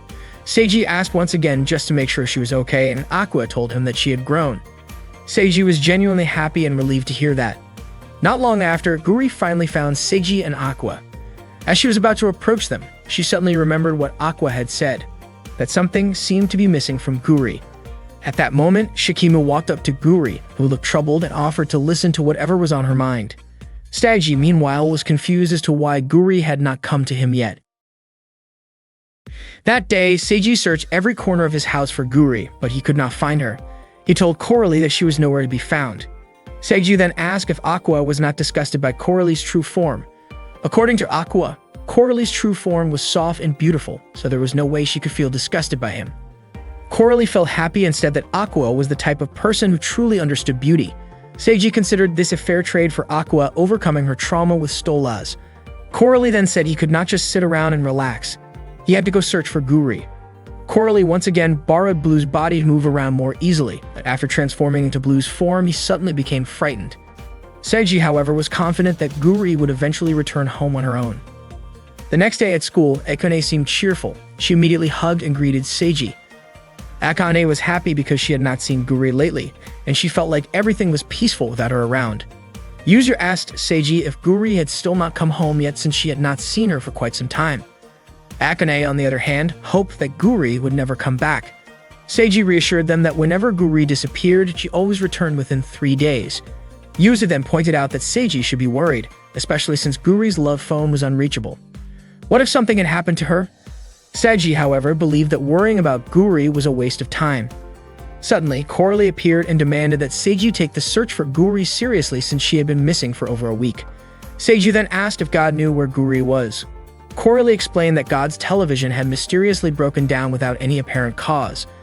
Akane suggested that they just let Guri stay missing since, in her opinion, no one was bothered by her absence. Coralie then reminded them about their duty as matchmakers, and Seiji suddenly realized the importance of their task. Coralie warned that if they failed to find Guri and complete their matchmaking duties, all of their souls would disappear. Seiji was frustrated by such a cruel punishment, especially since he had no idea where Guri had gone. Yuzu then asked if they did not feel lonely without Guri. Ever since they first met her, this was the longest they had gone without seeing her. Yuzu admitted that she wanted to find Guri not because of their duty, but simply because she wanted to see her again. Coralie was touched to know that Guri had a friend like Yuzu. Meanwhile, Shikimi was helping Mary carry some things. Mary apologized for troubling her, but Shikimi assured her that it would have been too difficult for her to carry everything on her own. As they walked, they passed by Mr. Nakido, who was putting up a pamphlet. When he saw Mary, he was so surprised that he stumbled and fell. Mary quickly helped him back up. Watching this scene, Shikimi seemed to have some mischievous plans regarding Mr. Nagido and Mary's relationship.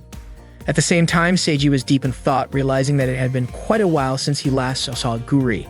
He tried to stay calm, hoping that she would suddenly appear on his shoulder, but that did not happen. Deciding to search for her later, he continued with his day. That was when Shikimi went to Mr. Nagido's office, claiming that she did not understand part of the lesson he had taught in class. She introduced herself as one of Mary's friends.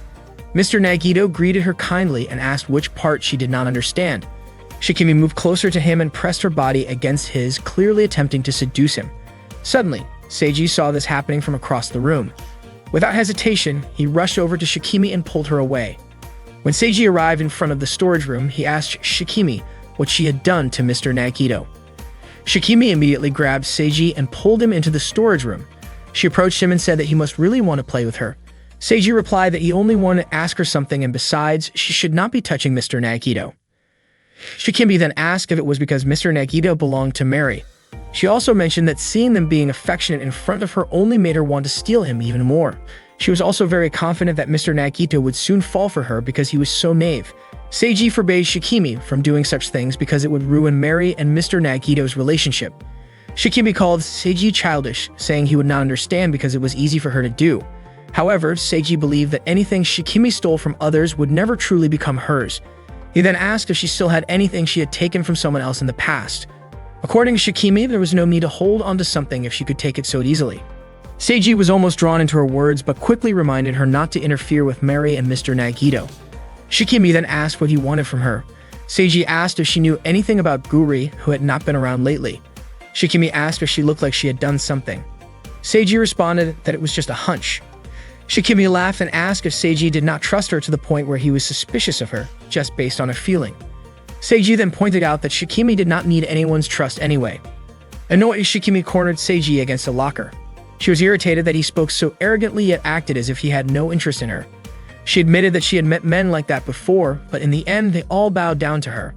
Shikimi then restrained Seiji's body and moved closer to him, declaring that he would be hers. Seiji firmly stated that he would never belong to her. Without hesitation, Shikimi kissed him. Smiling, she said it was easy for her to get what she wanted. Seiji responded that no matter how much she forced him, he would never be hers. Shikimi kissed him repeatedly, seemingly doing it on purpose in front of Guri. It turned out that a few days ago, when Shikimi offered to listen to Guri's concerns, Guri agreed and they talked in a cafe. Guri revealed that many people had told her that something seemed off about her and she had started to feel it too. She had been happy loving Seiji, but lately she had been feeling uncertain. The more she thought about it, the more her head hurt. Shikimi suggested that Guri distance herself until she figured things out.